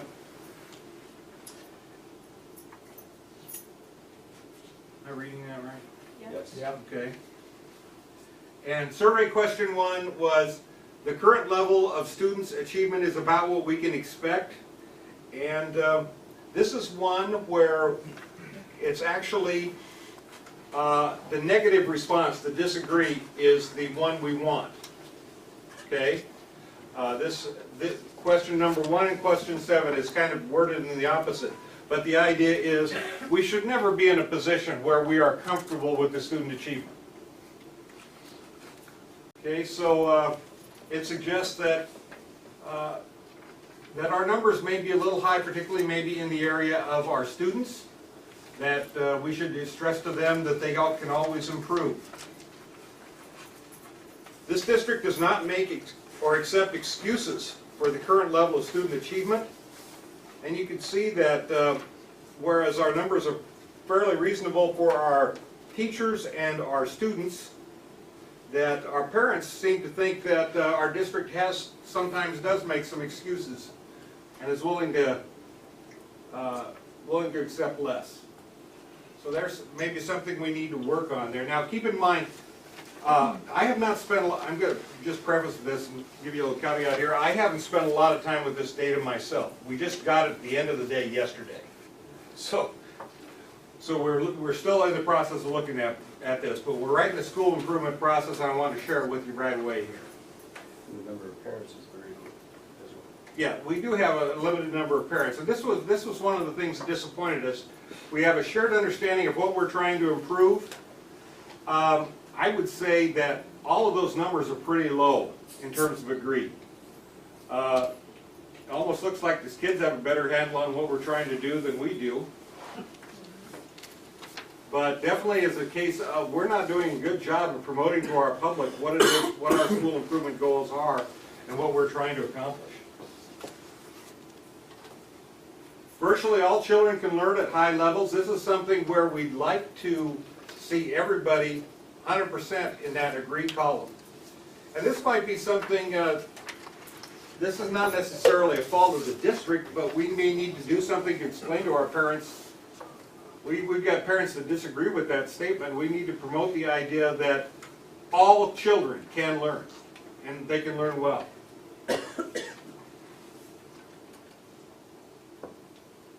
And can we overcome barriers such as poverty, lack of family support? This is the achievement gap. Can we overcome the achievement gap? We've got pretty good numbers, but there's room for improvement. As far as indicators of leadership and teamwork, we have effective leadership teams in the district. I like the way those students respond to the leaders in the district. The kids are very perceptive in this district, don't you agree? Yes, sharp kid. But when we're talking about leadership, we're not talking about necessarily administrators either.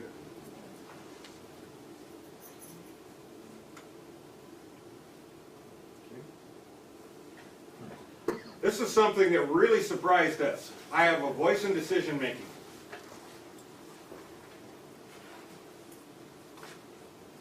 And you look at the parent column on the far right hand side. Although that's also a high number for our students as well.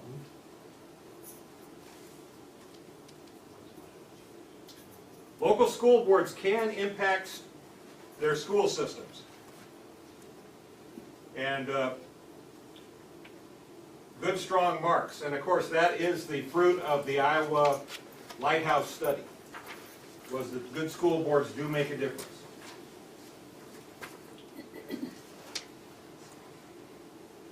Our students are actively engaged in classroom learning tasks.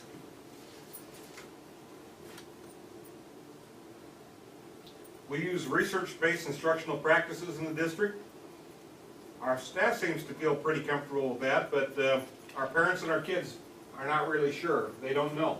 That's forgivable, I think. Do they know what the research-based instructional practices are? But maybe we need to promote that a little better.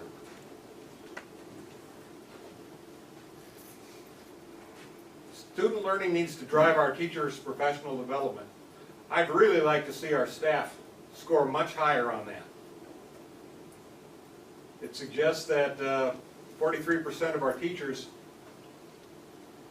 don't believe we're putting our efforts toward improving student achievement.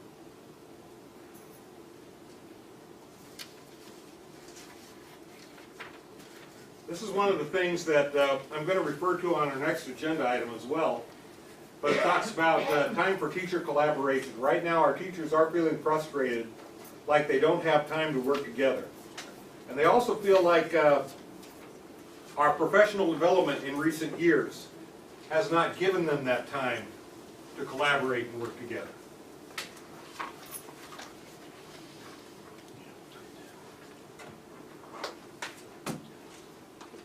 We need to focus major attention on improving classroom teaching practices. Those seem like adequate responses. Our district standards are clear and rigorous.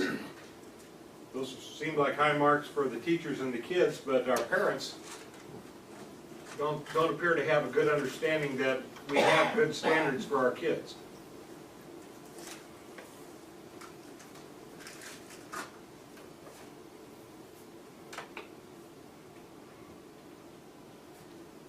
This is one where a negative answer, a disagree, is the positive response.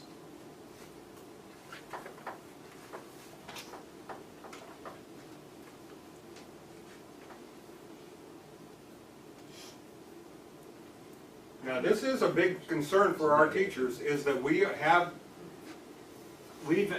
not devoted enough professional development time on aligning our curriculum. And it's, in discussing this with our teachers yesterday, this was their response, that we've been saying we need more time to align the curriculum. We need more professional development time for these efforts. And it shows up in this survey.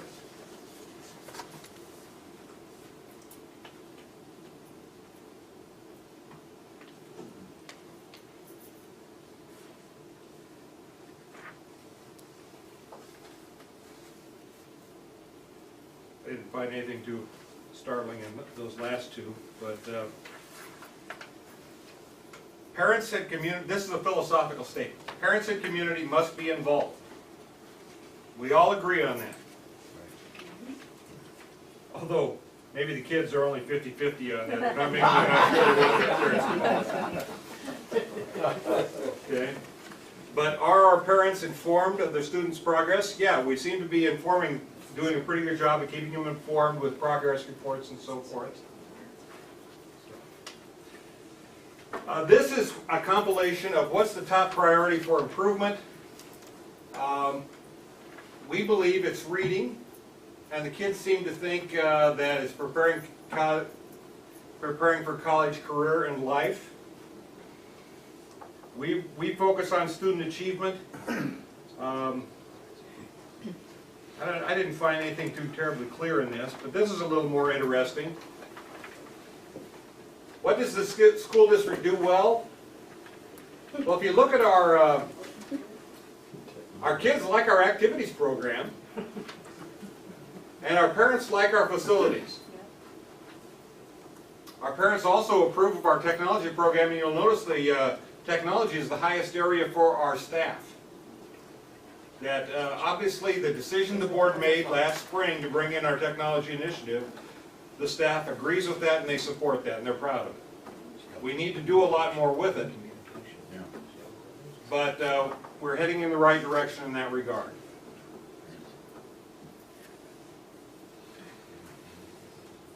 Okay. What needs to change? We were startled by that second column there. 20% of our students say bullying is their #1 issue. It's all over the place. Communication was a big one, often is. Staff sees a need for better professional development and more shared decision-making.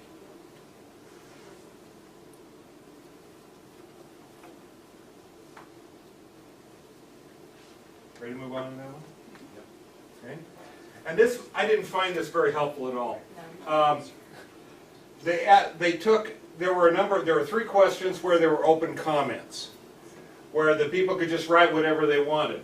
Now the problem with, I won't be able to share out those comments generally because there were a number of people that wrote about specific people. They said, that one teacher needs to be fired, and they named him by name, and I was like, I can't make that public. But, so rather than doing those specific comments, they decided to put everybody's comments into a word cloud. What's our top priority for improvement? Well, it's students, school, and needs and teachers. I guess, yeah, so that, I didn't find that terribly helpful. What does the district do well? Well, we do students really well. I don't know what that means. And what needs to change? Well, schools need students, schools need teachers. Yeah, that doesn't make any sense. But here's some major findings. Here's where they tried to summarize it. We need to study this data. We need to determine areas of strengths and weaknesses. Staff and parents do not accept that the current level of student achievement is what can be expected. We have a high percentage of staff that believe parents must be partners. We believe that the school board can make a difference, and we have a high percentage of staff that believe in professional development. However, this is their recommendations. Our stakeholders, our parents, need to understand that all students can learn at high levels, that we can overcome those barriers, and we can make a difference in student achievement.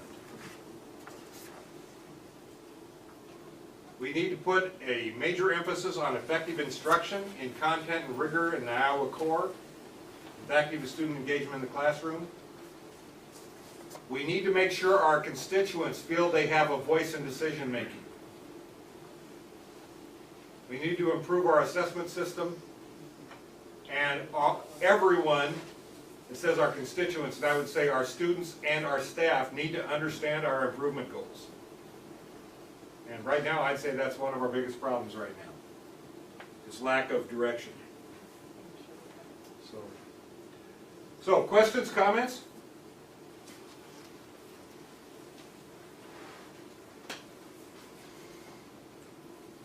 Interesting, too bad we didn't get more, than 40 parents and 2 of us boards, but it'd be interesting to see if we could get, a whole bunch. If that would change anything, or if that's basically the same, everybody. From a student perspective, I feel that the results pretty much show how the students feel. I would say it also reflects more of the upper level responses, the high school level than we do the lower levels. That's the way I look at it.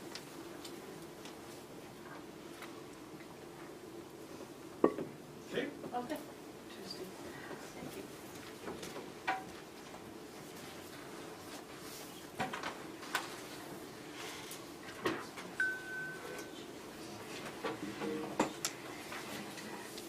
Okay, moving on.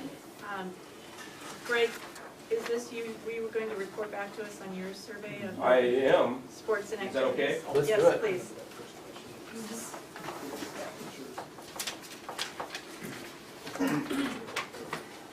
No power up there. No PowerPoint? Oh, well, I've unplugged it. I'm kidding. I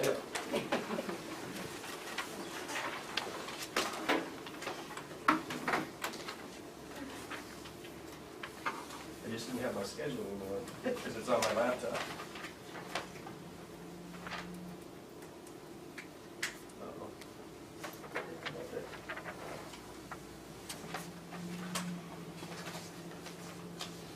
Okay, the first part is simply, that should be page 1 on your handouts. Slide over. You can share this I think. spot over here. We got a couple left, but that's about it. So somebody needs it. Can I have one, please? Yes. 81 is advantage.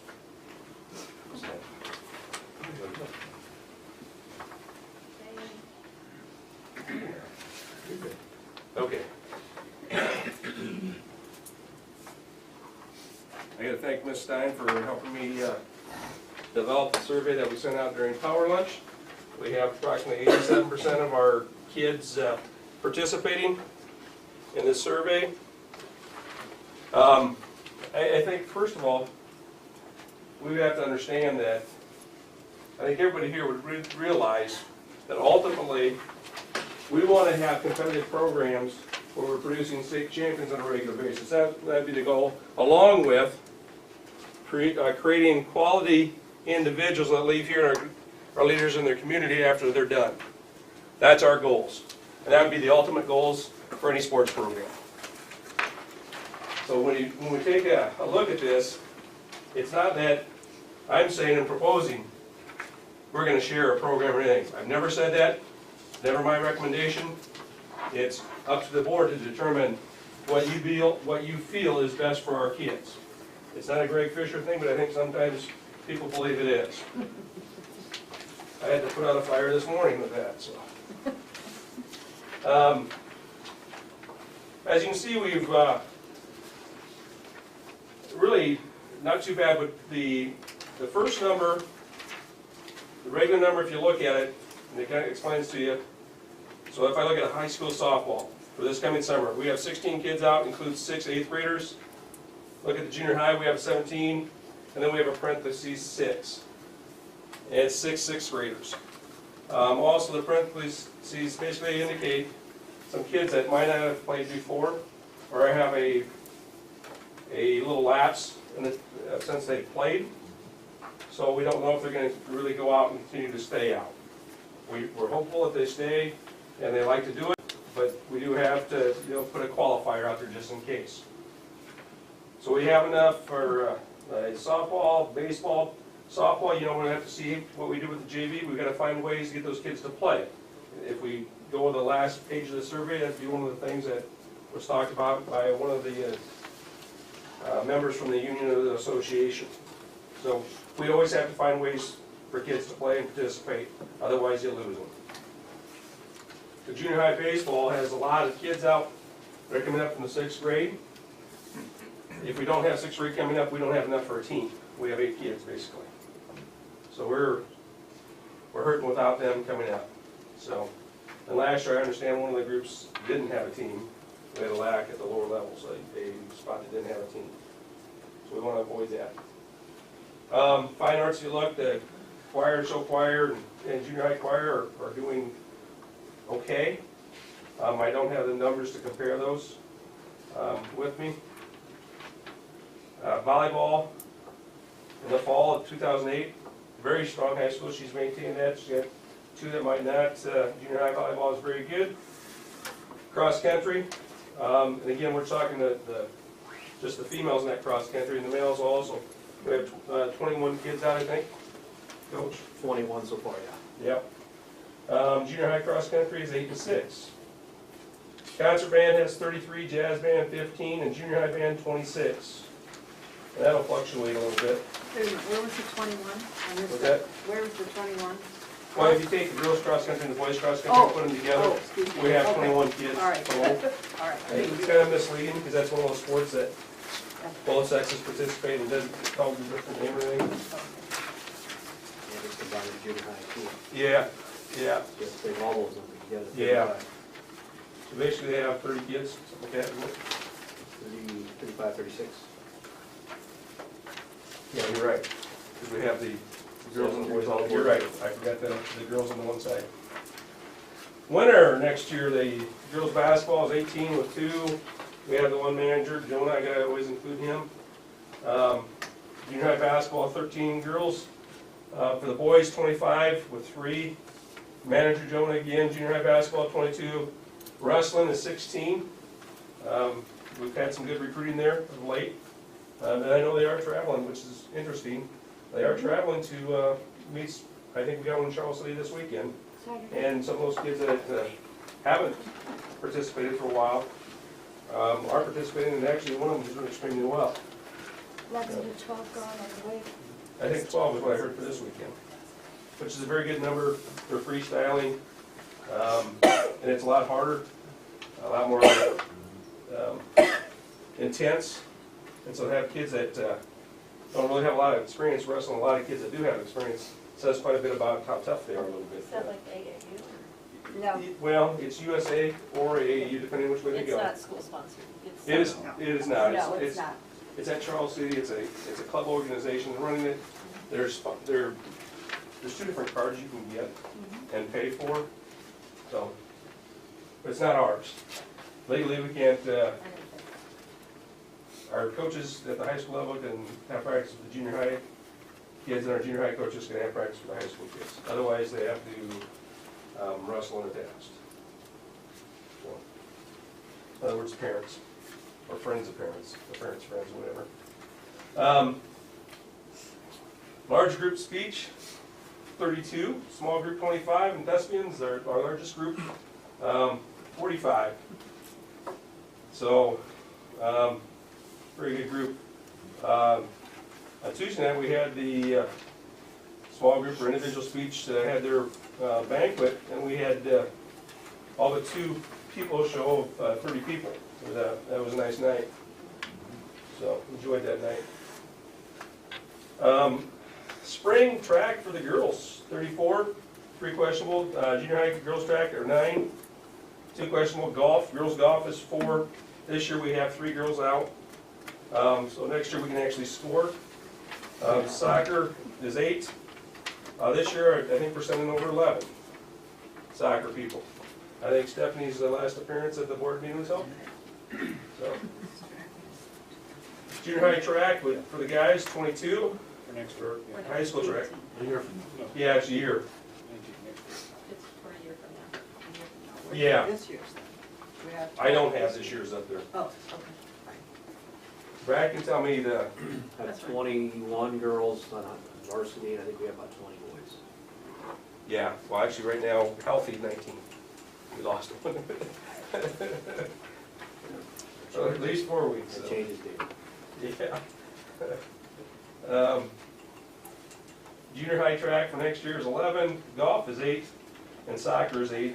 Again, and this is when it says soccer, it's 8 for the girls, 8 for the guys. So that's we're increasing the numbers. We're at 11 this year, and next year it looks like 16 going over. So we'll have to take a bus. So that's good growth. FFA, large group because you have the high school at 38, junior high at 18. Trap shooting is 6, and junior high trap shooting 13, so they're going to have a group coming. You also have a coach's child in there as well, so those connections help a little bit, I think. So softball, high school softball next summer is 15, junior high would have 12. High school baseball 18, junior high baseball 21. High school robotics 11, and junior high 7. Another big group, the cheerleaders, with 26. Again, we have no cut policies. So we take all kids and keep them out and try and do whatever we can. So, the next page, if you look at it, I have to fill that out, or Bill filled it out. Our participation with the Iowa High School Boys Athletic Association, but you also do it for some of the girls. Offerings as well, and then they share those with the union. But I've got the 15 and the 15, 16, and 16, 17 there. Haven't done the 17, 18 yet, of course, but that'll be in the spring. Well, actually, I did it, so I have to get it cleared out. I did it last year, so I have to clear it out, so I've done it twice. I picked the wrong spot the first time. All right, any questions about those? I probably should have zoomed that in just like.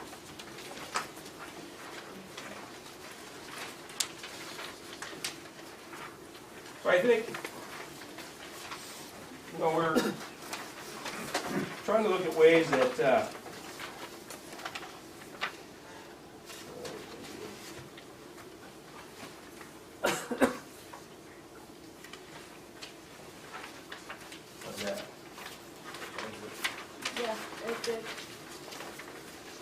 we're trying to look at ways that we can attract young people and keep them out. I talked with Todd Tharp from the Iowa High School Athletic Association, Gene Berger from the union, and then we met with our coaches a couple nights this week. Kind of talk about things that we could do to help get people out and keep them out. And just ideas that all those groups came up with. You know, I think some of them are very easy to understand. Building those relationships are huge. Again, encourage all athletes and students to go out for all activities and not just yours. Get them out. And everybody knows and understands that the more they're in, the better off they are.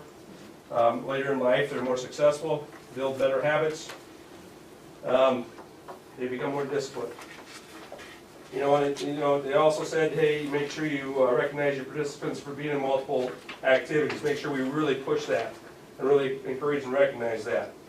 So don't just, you know, just say, hey, nice job or whatever. Put it out there so you can take care of that motivation. That'd be another way to just encourage. And we do have a lot of kids doing a lot of things. Goals, expectation. They talked about setting realistic goals. You know, don't do just one loss because that's just an all or none mentality. Break it down, look at certain things that you can focus on, and go from there. Again, you know, it might be reducing the turnovers. It might be shooting good free throws, something like that.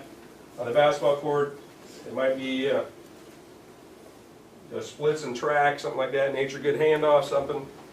You know, just trying to, you know, focus on things that we can improve on, and it doesn't have to be a one-loss type of mentality. What is the overall philosophy of our programs?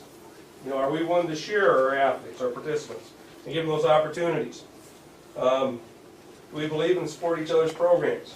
Do we talk kindly when we're in other areas about their programs and how well they're doing, how well they're coaching? Making sure we're also building up those kids in those programs as well. Do we have common beliefs in the weight room, speed, agility, quickness, academics, etc.? Are we scattered in our beliefs? And are the beliefs contrary to each other? You know, trying to develop things that kids can get behind and really support, and we're not playing one off the other. Talked about giving coaches and sponsors opportunities to improve their knowledge of the activities. Do we allow coaches time to attend conferences, clinics? Do we financially support that? Do they have to do it on their own? Certainly, if they're doing it on their own, they don't do that as often and don't take those risks as often. So do we do that? We do. Yes, we do. Because, you know, like maybe the booster club could help with They do a little bit. some of that? Okay. They do a little bit. We also allow them to go down to the state championships with the kids. Believing that's a good encouragement to the kids to be able to see that, kind of motivate them hopefully. And I think the coaches, sponsors have opportunities to work with other high school and college level personnel. Now that we give them that time to do that. You know, right now we got spring practice going on. You know, we have release time to, and Darwin will not worry about it anymore. He can go down to Iowa and take a look at the practice, or Iowa State, and look at that. I mean, Iowa State's got some stuff going on.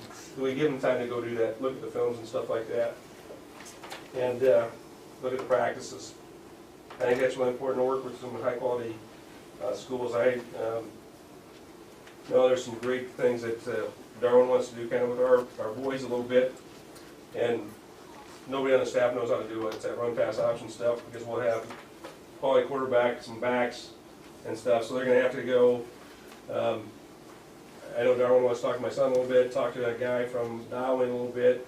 He wants to go out to West Sioux, kind of get some help that way. Talk a little bit about going to San Diego. His son's over there, trying to pick their brains so we can get some help on how do we teach that. So I know that's what he wants to do. It would be important not just for sports. It would be important to have college people It's come work with the choir and and with the actually team. they do a lot. Yeah. The band and vocal do this a lot better than we do in our sports. Mike has people come in all the time. Zach has a little bit, but Mike does it all the time. Mike does an outstanding job with it. Yep. He's above and beyond the curve. Personally, I'm in band, and it's really helpful when the clinicians come in, like this next week. Right now we're working on our small group and our large group pieces. So this next week we're having Mr. Ward from Iowa Central come in and help work with the percussion. We're having Mr. I forget his name, but he's from West Hancock, and he comes and works with the woodwinds, and we have like other really experienced people, and it helps a lot. And Greg comes down and works with you guys for a long time. Yeah, he brings in about 5 or 6 of them. Mr. Keenan. Yeah, he does an outstanding. I love Mr. Keenan. He does an outstanding job. He's got it figured out. Playing and practice time, you know, do we, at the lower levels, do we give them time to play? Do they get enough practice time? Again, are we having one group stand off to the side, or are they actually incorporating the practice and stuff? Are we giving them opportunities to work with the other members if they're at the lower level, whatever? You know, again, trying to make sure that we're focusing on all individuals, not just the one group. Right? Make sure we don't leave somebody behind, because you never can tell how they're going to develop. You know, a young man might, or a young lady might be small for their age, and all of a sudden they get to that maturation point, and all of a sudden they blossom. Or for me, my voice was really high, and then all of a sudden went low, and so I almost turned out to you know, I could almost sing a little bit. And I think, Greg, this was kind of what spurred our interest in this topic was, do our kids have enough kids to scrimmage against? You know? Correct. If we don't have critical mass for our kids to get better. Correct. That's why we wanted you to Yeah, look into this. we ultimately have to decide, you know, do we have the capacity to do what's best for kids? You know, do we have the people in place? And do we think that we're doing what is right for kids? You know, I'm just giving you ideas that this is what was taught to us by Todd and Mr. Tharp. Todd goes to church with me, so I know him a little bit more than Miss Berger and our coaches and stuff. So it's not, and, you know, and a lot of this is not, you know, pushing those boundaries. I mean, it's pretty common sense. Sometimes, though, we forget to think about those things. There's a couple things on the backside that I think we had some ta-da moments that we didn't do very well. There's a couple at the very bottom. Educating the families and parents of benefits of activities. Again, I think it goes back to what our survey just said. We don't do a good job of communicating with parents and making sure that they're informed. You know, and I think we need to do a better job of that and put that out and making sure they understand that. I think another one was ta-da for me. Are we very inclusive? Because we have a large population of Spanish-speaking individuals, but I guarantee you that every one of my coaches handed out just English pamphlets. You know, and you know, do we also, when we talked about it, culturally we're aware of things when we set up practices and stuff. You know, I don't know if we do that very well. So, and so I talked about the pamphlets, interpreters available at parents' nights, big events. We have past players come back and speak to our young kids and be part of camps. You know, I think that we got, you know, Corby right now sitting over at UNI. I'm sure he's very impressive to our young kids. So it'd be nice that when he gets that break here at the end of the year, and we're still in school till forever, to have him. I'm just joking. I don't know how long it's going to be, but forever. But it's, You can catch up. We're but going it's- year round now. Actually, I'm an advocate, so I. Well, we used to have like a former athlete award, and they would come back and speak to. And we started that last year with Lee and Justin. yeah. So they resumed it. Yes, we did last year. Yeah, it was Lee and Justin got it last year. It's nice to have a parent in the audience. Again, I talked about developing a common lifting program, and basically we're trying to create stronger, faster, more athletic athletes through a program that is unified in core lifts and allows for auxiliary lifts that are sport specific. So I think we get the best of both worlds if we do that. We get the lifts that everybody knows we're going to do certain lifts, and they're full body, full movement lifts primarily. And then we look at sports that they can train their athletes in different ways, and actually You know, in Brad's case, he's got different types of specialties that he's gonna probably train different kids different ways. You know, he's got the throwers, those guys could be in 3 or 4 times a week, lifting, working on skills that way. Whereas your long distance runners probably aren't gonna be training in that capacity. So, if we can come up with a program that everybody can agree upon and kind of embed some stuff in there, we talked about our warm-ups having similar concepts through it, our cool down having similar concepts. I think we're going in the right direction there a little bit. So let me just, can I just ask you a Yep. question? So there's not one specific program that all athletes have to go through in the weight room? There's- It's sport specific? There's a set minimum, and after that, you can decide what you're gonna do. Okay. So, and we'd like to have it between a 35 and a 45-minute workout for the kids, so they can get in and out. But there's gonna be 4 to 5 core lifts every time they go in. After those are done, they can go and do their sport-specific lifts. So, Because I'm just thinking there would be certain things that would be like detrimental to maybe a sprinter that would be helpful to a distance runner or vice versa. yeah, you have that, you have some. You know, typically if you look at it, your squat, your hangs, your bench, and you're gonna do a back movement of some sort to strengthen your back or your shoulders, opposite, because then you got your complementary muscles. You gotta work on your hammies a little bit, to tighten or strengthen those up. But again, it's, the difference what you need to do with those athletes are understanding where they're at in their training cycle, and also understanding the concept of how much weight we're gonna put on versus doing that activity for an extended period of time. Lighter weights, more reps. And it does make a difference. You know, I had a conversation, was it last night, Brad, we talked about Thomas Pollard. Yes. And Thomas Pollard's a young man from Gilbert. Very good athlete, his dad's the AD. Right. Thomas went out to Oregon and got onto a plan that Oregon gave him, basically said 3 times a week you're running 5 to 10 miles. 5 to 10 miles might not be a straight 5 to 10 mile run, but it'd be in segments. So that young man was putting a lot of miles on his hamstrings and his quads. So he didn't really need to get a lot underneath his legs because he was actually doing it through his running concept. But he spent a lot of time developing his upper body. Did a lot of push-ups, a lot of sit-ups, a lot of core stuff, and a lot of arm exercises, because that's where he was weak. So the coach has the authority or the discretion, I guess, to tailor the workouts for each individual athlete. I guess. Well, I think you look at, you're gonna have just some specific lifts that you're gonna have. Again, you can monitor how much weight you put on those lifts, and when you do the lifts during the week. And then after that, if you get those cores done, you move on and do whatever you want in that training mechanism. So, there is some fluid movements there, but we all, you know, our thing is, you have to at least maintain what you come in that sport with.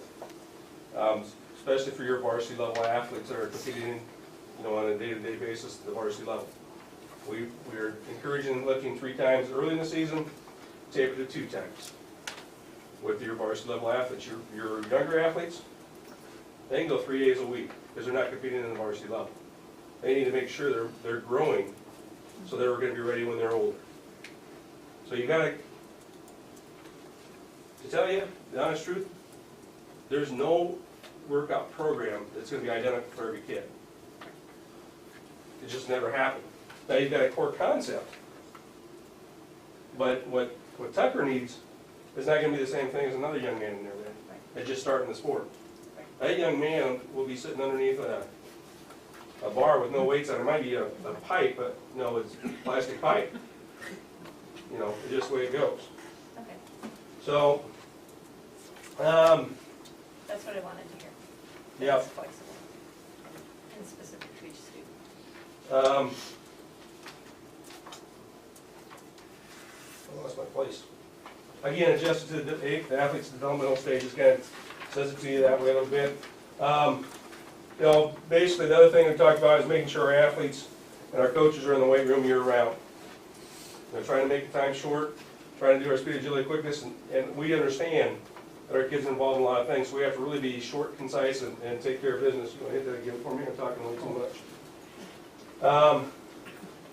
Recognition and awards, again, it talks about making sure that, you take your attendances, you get in your rooms, and then, I don't know, those people put it in the time, oh, nice job, huh? Oh, no. It doesn't pop up. Probably Bronco. What is it? It says Bronco? Is that the same for your bank account? No. There's somebody here that knows it, I'm sure she does. Okay, she helped me set it, so.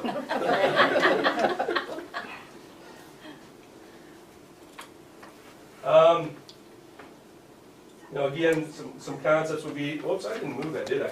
When did you tell me that? I was gonna do it, but you started doing it. My bad. All right. Sorry about that, people.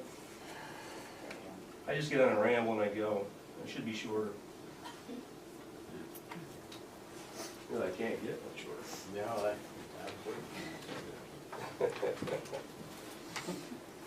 No, Again, really start celebrating the milestones regularly when they happen. There's a one lifting program that basically says if I lift more in this weight this day, we should recognize that. That's the bigger, faster, stronger. I'm not a big believer in the bigger. I do like the faster and stronger concept, the more athletic. Bigger sometimes implies I'm just putting on whatever weight I can. I don't want just whatever weight. I want an athletic person that is physically fit and ready to participate. But they do recognize that. We did have a young man the other day, just got done with a 6-week cycle. He went up 10 pounds in 2 of his lifts. The sad thing is, basically I said, nice job. Tony said, nice job. Mr. Bolenbrook said, nice job, but nobody else saw it. Nobody else knew about it. And that's where we need to do a better job of publicizing that to the kids, pumping it up a little bit. And when they get pumped up, they'll certainly be helpful.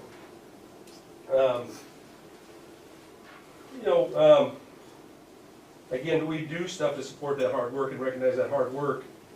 And to be honest with you, it shouldn't just be on the athletic field or the extracurricular field. It should be in your classroom and stuff as well. We did, earlier in the year, recognize some young lady that had not missed a day of school for her entire time in high school. Yeah. It actually goes back into elementary, I think, as well. Yeah. Yeah. Just think the odds of that. Social media, that's one thing that I need to improve. I need to get better at communicating that way. I do have a Twitter account. I got like 16, 17 followers. Woo! You need to get up earlier in the morning, Greg. Yeah. I have noticed that Hampton's principal does do tweets like out throughout the day and stuff.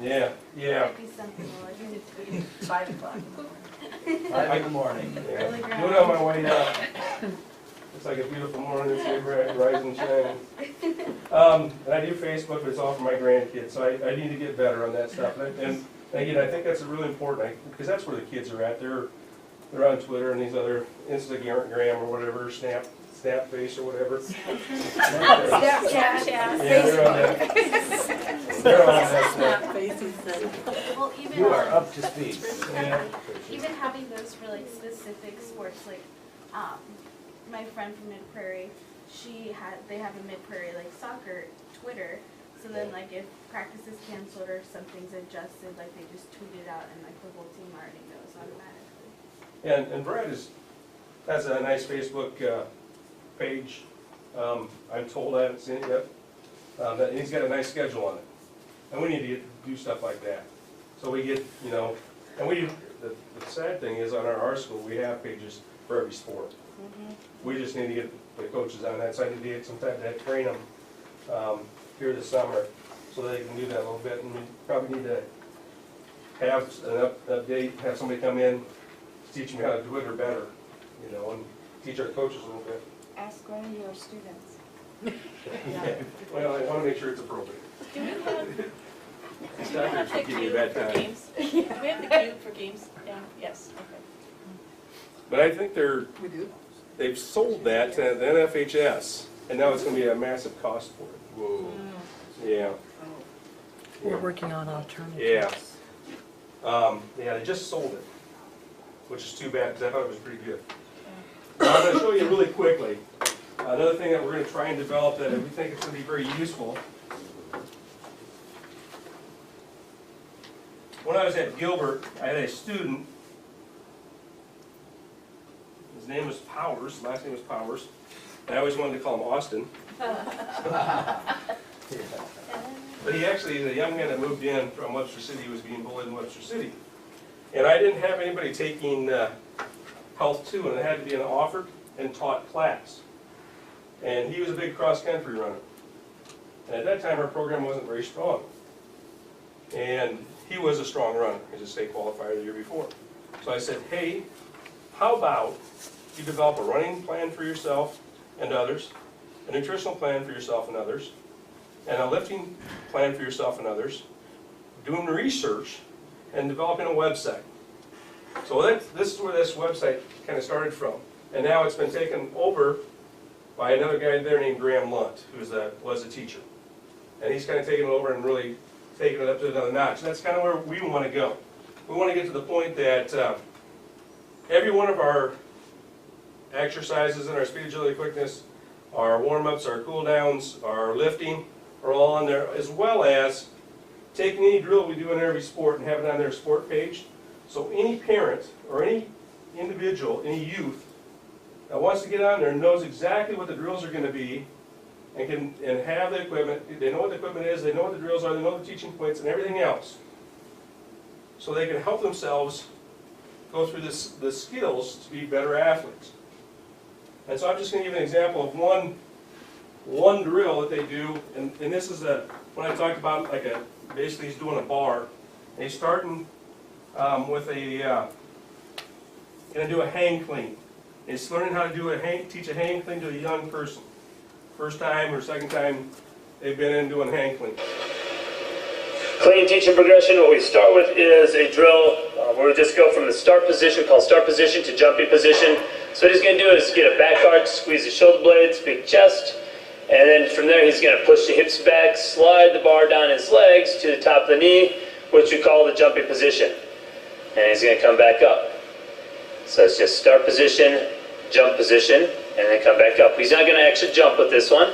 In the jumping position, if you can see, when he gets down there, he's going to have the shoulders over the bar and weight his back on his heels. His hips are back. So we don't want the athlete to squat down. We want the athlete to push through the hips, get the shoulders over the bar. That's going to create better leverage to then explode up for the clean. All right. So eventually, we'd like to get this in place in our school system as well for our kids. We think that it would give us an advantage to have just a place where our So you click on any one of those? any one of those and it gives you what it is. And so that way we have common terminology, we have a great skill that can be seen, that we believe in, that can be taught. Parents can teach it exactly how we want it. The kids can look at it and mimic it. It's a no-brainer. And we just got to get it done. And you could do that for thespians, You can do it for anything. music. Yeah. And really for thespians, and we need to do a better job of trying to get places that we can do our music through the computer, and so they can do their practices and stuff, and Mr. Sitzworth and Mr. Howell can actually look at it and see how they're performing, because we are limited in the times we get to meet and stuff. Right, but I'm thinking. Oh yeah, you can do all that, yeah. And just have it available on our website. You know, and we control it. So that's kind of one of those things that we're going to go through. But I'd like to get, instead of having Graham Lunt do it, demo it, we'd have like some of our former athletes or some of our athletes do it. So again, the lower level kids get to see it and believe that, hey, I can be just like him or her. You know? So. All right. So that's my part of it. Now, Mr. Frazier went and did the reaching out to the other school systems. So are we gonna be able, in softball and baseball, to have JV and varsity, do you think? I think in softball, it's a lot easier because you don't have pitching limitations. Right. Baseball is gonna probably be harder. I know Coach Owens is really working hard to try and get a couple freshmen to come out. I think if he gets them, that we could have that possibility. I don't know if we can play every night. I think we could play every other, play on a Monday and a Friday, and be within the rules of the pitching limitations. I think that's a possibility. You know, some kids might have to play 2 levels, but, you know, for them, if you're, you know, might help them be a little bit more successful at the plate or something like that. I think Like it's playing the doubleheader. What's that? Just like playing the doubleheader, Correct. almost, you know, Correct. but for boys, I you know, think, it's harder. I think if he gets a couple of kids, it's a possibility. And do we have enough gym space for any sport that wants to participate, like play in off-season practices or whatever? Well, Are we okay there? we do try and keep things bouncing around and moving. We're always gonna be limited in gym space. You're never gonna have enough, And we do use Jacobson too. all the He's time. practicing in the mornings with his baseball team now. I see. Yeah, He drives up Pitchers and He's there catchers like or 6:15 or something. those, 6:30. you got those, and we also use Mr. Boostman's facility out there a little bit, as well we have in the past when it's colder. I know Lee's there, Coach Fowler's there in the morning with her volleyball. She's there after school, and so that facility's going a lot now. I believe the more times we get our kids in facilities doing anything, do it. I don't care what it is, do it. And are we helping kids with AAU, because that's really important too, I know, to play off-seasons, but, you know, it's a cost to a lot of kids, It is, and that's. you know, that was one of the, and it wasn't listed there, one of those things that they talked with us about, and I visited with Lee, as he's in charge of the BKBK now, not BKBK, BCBC, about, you know, is it accessible and how they do things if you know, people can't pay and stuff, and he talked to me a little bit about how that works and stuff. So we've kind of gone down that road a little bit to try and make sure that everybody gets to play if they want to play, they get to do what they want to do, you know. I think we find ways. It's amazing how many scholarships can come up, or how many, you know, alternative payment plans can come up, or stuff like that. Because even for like high school, like for these boys that are going Saturday, wherever they're going to, so, Charles City? yeah. I mean, they have to pay I too, don't you know, sorry. Yeah, high no, schoolers, I like so, Charles City. you know, there's Yeah. probably AAU volleyball, there's probably AAU everything, Well, you know, we could go to, but. I will tell you that it is interesting, because I drug my son and 3 or 4 kids all over. I know. You know, and you know, parents adopt other kids. It's just the way it is. Some parents don't have the time or the money, and the other ones are willing. But our coaches are encouraging that as much. Oh, as yeah. possible. Again, we're trying to do everything we can to get the kids there. I think that's a must. My follow-up after within reason. You can't, I do everything legally. no, I'm just saying, you can't stomp on other people's time, you know. Oh, no, that's, you know. Because this is a small school, Yep. and kids have limited time in there. Well, it's, you know, that's why that, in the Right. morning, we have to be cautious to the play and stuff like that. We can't Right. schedule over the top of that. Right. Mhm. I think Lee's volleyball is actually an adult, if I remember right. What's that? Lee's volleyball, I think, is an adult stuff, doing their stuff in the morning. But at least the gym's open and going. Right. Yeah, I could care less. I know we have multiple groups going on Saturdays, Sundays, in the afternoons, you know, stuff like that. I try and accommodate as many people as possible, because I think it's the community's building. Coming back next month, my take on it is I'm gonna do a survey of our student body. And some of that will be like, asking them if they're not out for sports, why aren't they out for sports? What are those things that can help limit, and see if we can't find a trend line. The other thing is, I kind of joke about the Foursquare or whatever, but I think it's, you know, do we give kids enough time to do like intramurals or something like that for those kids that aren't involved in activities? You know, and I think that also can lend itself to eventually them feeling confident about doing other things as well and get involved in other areas. So kind of give a pull if, you know, if there's something they want to do. I know we had an adult league of pickleball. I'm going to tell you, pickleball is a great sport. I love it. You know, I think that's something we can offer.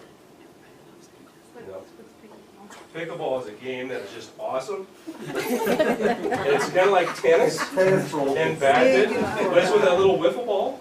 And a wooden, oh yeah, but you don't play at old people's feet, you play at my school. My question is, are we burning out our kids though? Because often kids, like I myself, I've been at the school since 7 and it's now 9 o'clock. Sure, sure. And my question is, we have like practices after school and then we have those AAU and all this time and I probably won't get home till about 9:30. Then you have homework and then you get like 6 hours. And then you're back at it. Well, if you're lucky. Yeah, if you're lucky. That's true. Yeah, you never. But to compete, man, you gotta do it, or if you don't want Well, to, you don't have to, you know? It's just, my thing with like the pickleball and stuff like that, that's for fun. Yeah. Kids get to come in and do that for fun. You And know, I'm sure the kids that do their stuff, like, they do enjoy it, but are we, I don't know, is there things that we could do so that? It's definitely a different culture, yeah. I will tell you though, the state, in the conversation with Mr. Clark, did mention the fact that they are concerned about that, especially in the summertime. And they're, you know, I don't know if it'll happen anytime soon, but they are talking about creating time in there for kids to be kids. That's the biggest reason I didn't do softball is because it just took up too much of my summer. Summer's the time for me to just breathe and it just really sucks it up. And that's all I have. Thank you. Thank you. Thank you. All right, Dr. Frazier, school start and end times. Okay.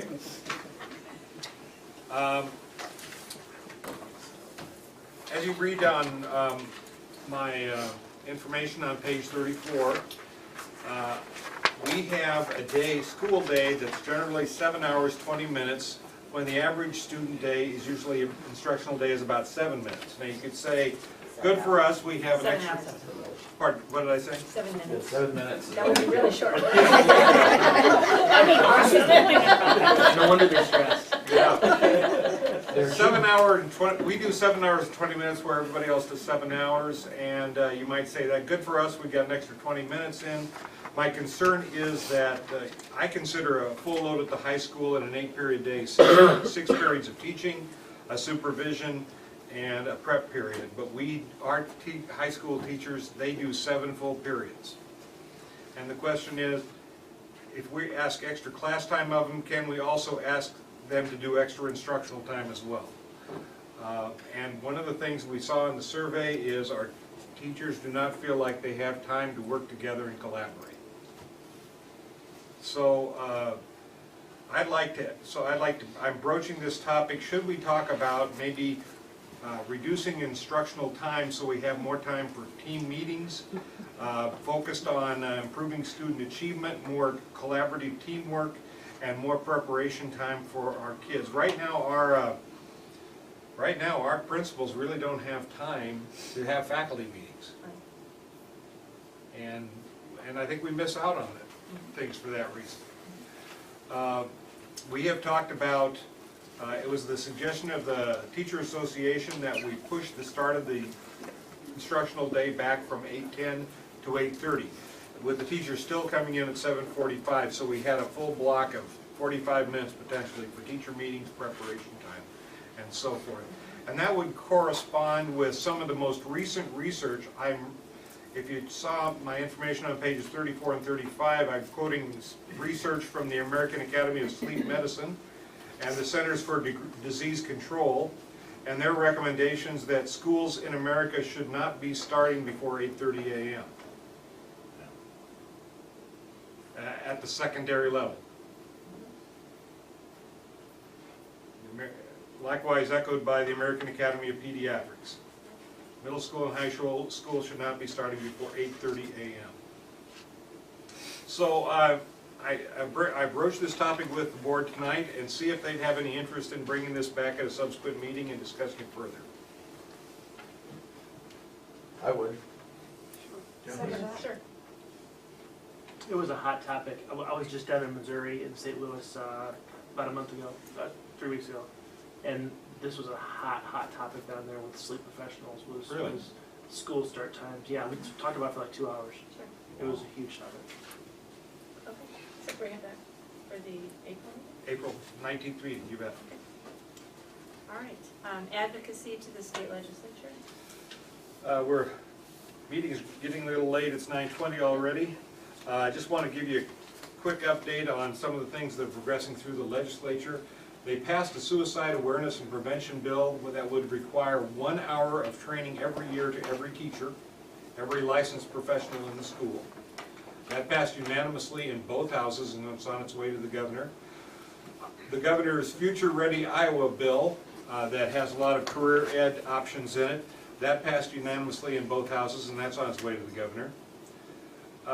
The Senate Ways and Means Committee approved extending the school sales tax out through 2050. It's got a ways to go yet, but that's an optimistic thing. The Senate has currently passed a very aggressive tax package that would relieve $1 billion in tax revenues from the state. From our point of view as educators, we're told every year that the state never has any money to fund education, but yet they always have money for tax breaks. And I find that frustrating. The Senate has a voucher bill that passed, that's going over to the House now, that would that per pupil funding would give 60% of the per pupil funding to people that went to private schools, parochial schools, or home schools. And if they don't have money to fund education, I don't know where they're going to come up with the money to fund all these additional students that are not in public schools. But that would be an interesting phenomenon where we are now paying parents to keep their kids home from public school. What a deal.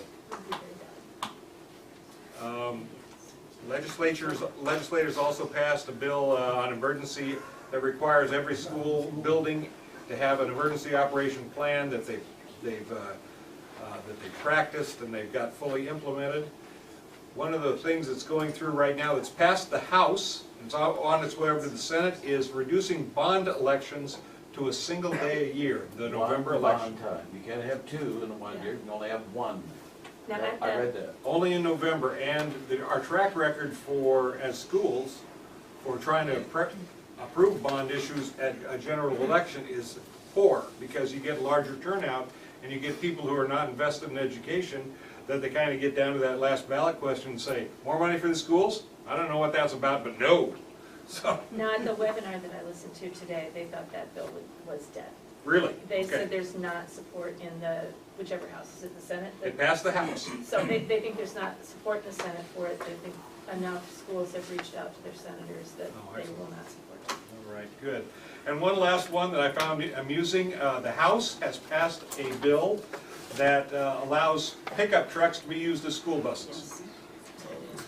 So that'll save us a lot of money on transportation. All we have to do is put seat belts in the back of the pickups. Okay, they talked about that at the webinar too. You have to put a roof over it though?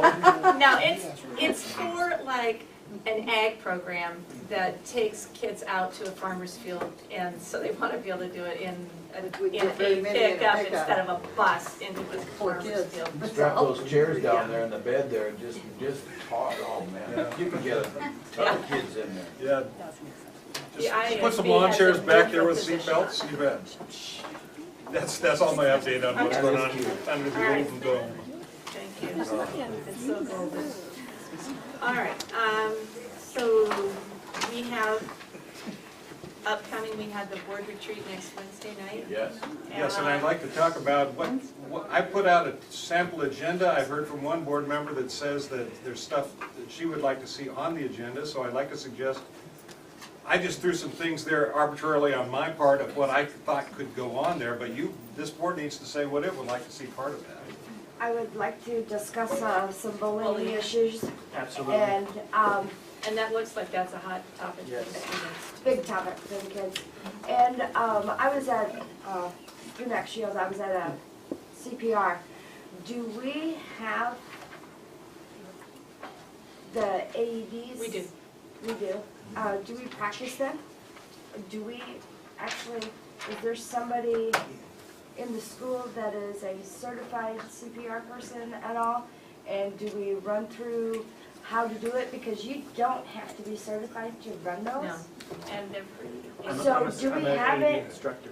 Yeah, so do we have anybody? Our coaches received it this year earlier, and then our seniors will receive it. Well, I already started and ran through some. Yeah, it's state code, is it not, that they have to have that before they graduate? Yes, between their junior and senior year, they have to have it. And it's really what it says, they have to have a course that leads towards certification. They don't actually have to receive certification. The one that we They have also is have to in the have. lunchroom, isn't it? What's that? It's in the lunchroom, Correct. isn't it? Yeah. Correct. The We have AED. one too. Okay, does So, everybody, and does then we all have the to do water teachers safety. and coaches and everybody know Coaches where do, it's at? because now they have to get part of their certification. I don't know that we have not done training as a staff on the defibrillator, those trainings. Yeah, I think it would be great, and that would be a way of getting the staff and the students together, have some classes, or do something, so Well, I think we should. I think it's a fine idea. Us older administrators that are overweight and high-stress jobs, I think we would appreciate having people trained in. I agree. There you go. I was just trained today. But they're kind of idiots. They've got Very, like very that idiots. hands They on tell you to what tell to you do. exactly They what work to do. They Well, work with they have the pictures. buttons, and you push one button, and it gives you every step to go through to use one. So you don't have to be certified to use one, You just need the but confidence though. you need the confidence. And I think it would be a way to bring the teachers and the students together and you know, get one of those dummies and do some CPR and.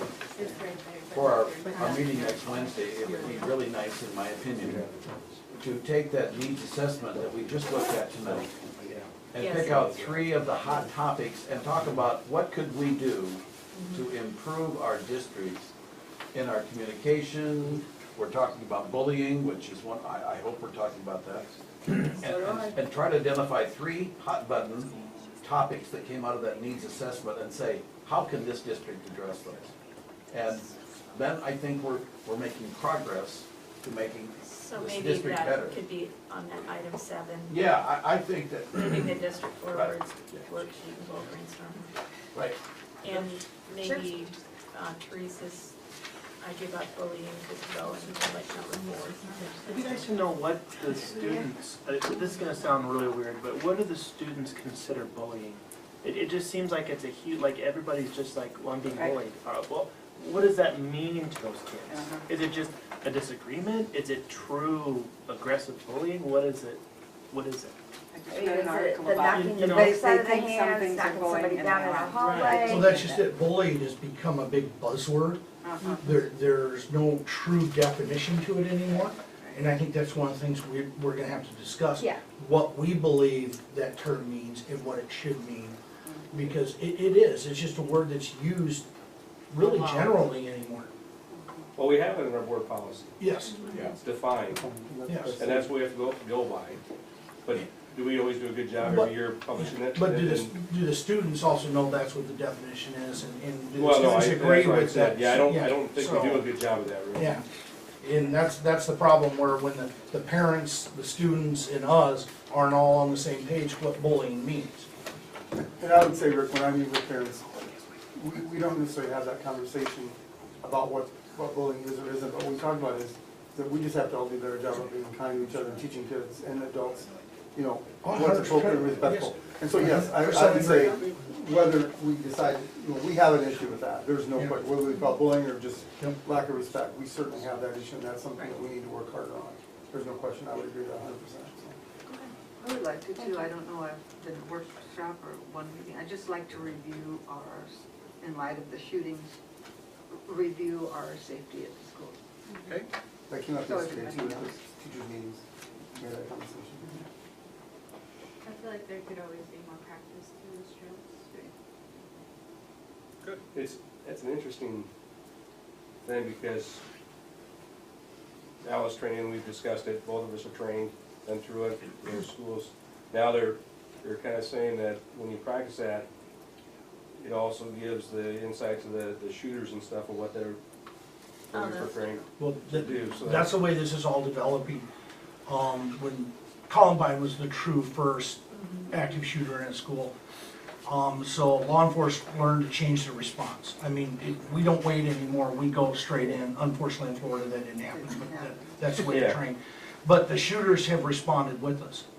Oh, I yeah. mean, couple of colleges shortly after that, shooters went into, they actually chained doors shut or barred Yeah. doors so law enforcement couldn't get in after them. So, to slow us down. Now the new trend is pulling fire alarm. You get into the school undetected, try to get towards the middle of the school, pull the fire alarm, so then everybody comes out of the classrooms. As we figure out ways to respond to them, they figure out ways to keep us from responding to them. So, yeah, so some of the stuff where the state you show, they're doing the whole safety plan and stuff. I like the fact now, when they first did that, they wanted that made public to the parents and the students, which was a horrible idea. I mean, some of the stuff that's in this plan, there's only a couple people in this room that know the details of it, and that's the way it should be. We Because sometimes it does- get that from yes. our public, they said, I wanna know what your plan is. No. Sorry, we don't share The that. big thing with that is, the big thing was going around Facebook, all these devices to secure classroom doors. You know, these, it's not a good idea. Because what happens if that shooter actually goes into that classroom and that's where he wants, and the hostages, he secures that door, we can't get in after him. And that's happened in a couple of schools. And it's slowed the response into it. Well, So, that's Yeah. why the discussion is Yes. really, really So- needed. so it's, you know, they're trained, a couple of them been trained, but yeah, there's new theories now again, and it's ongoing and it's always developing. It's something that needs to be looked at every year. So at the Just wanna retreat, make would this you good like to discuss security it? of our school. Sure.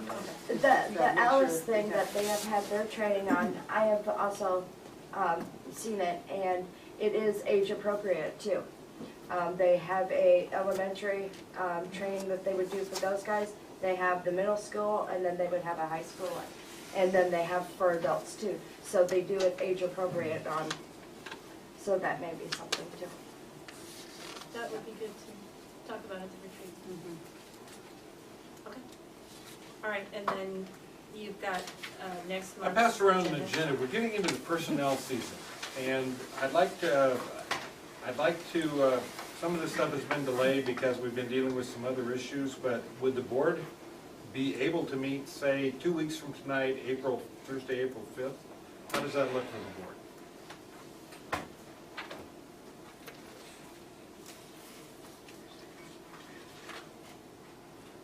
Is this gonna be a special meeting? Yes, For a special special board meeting.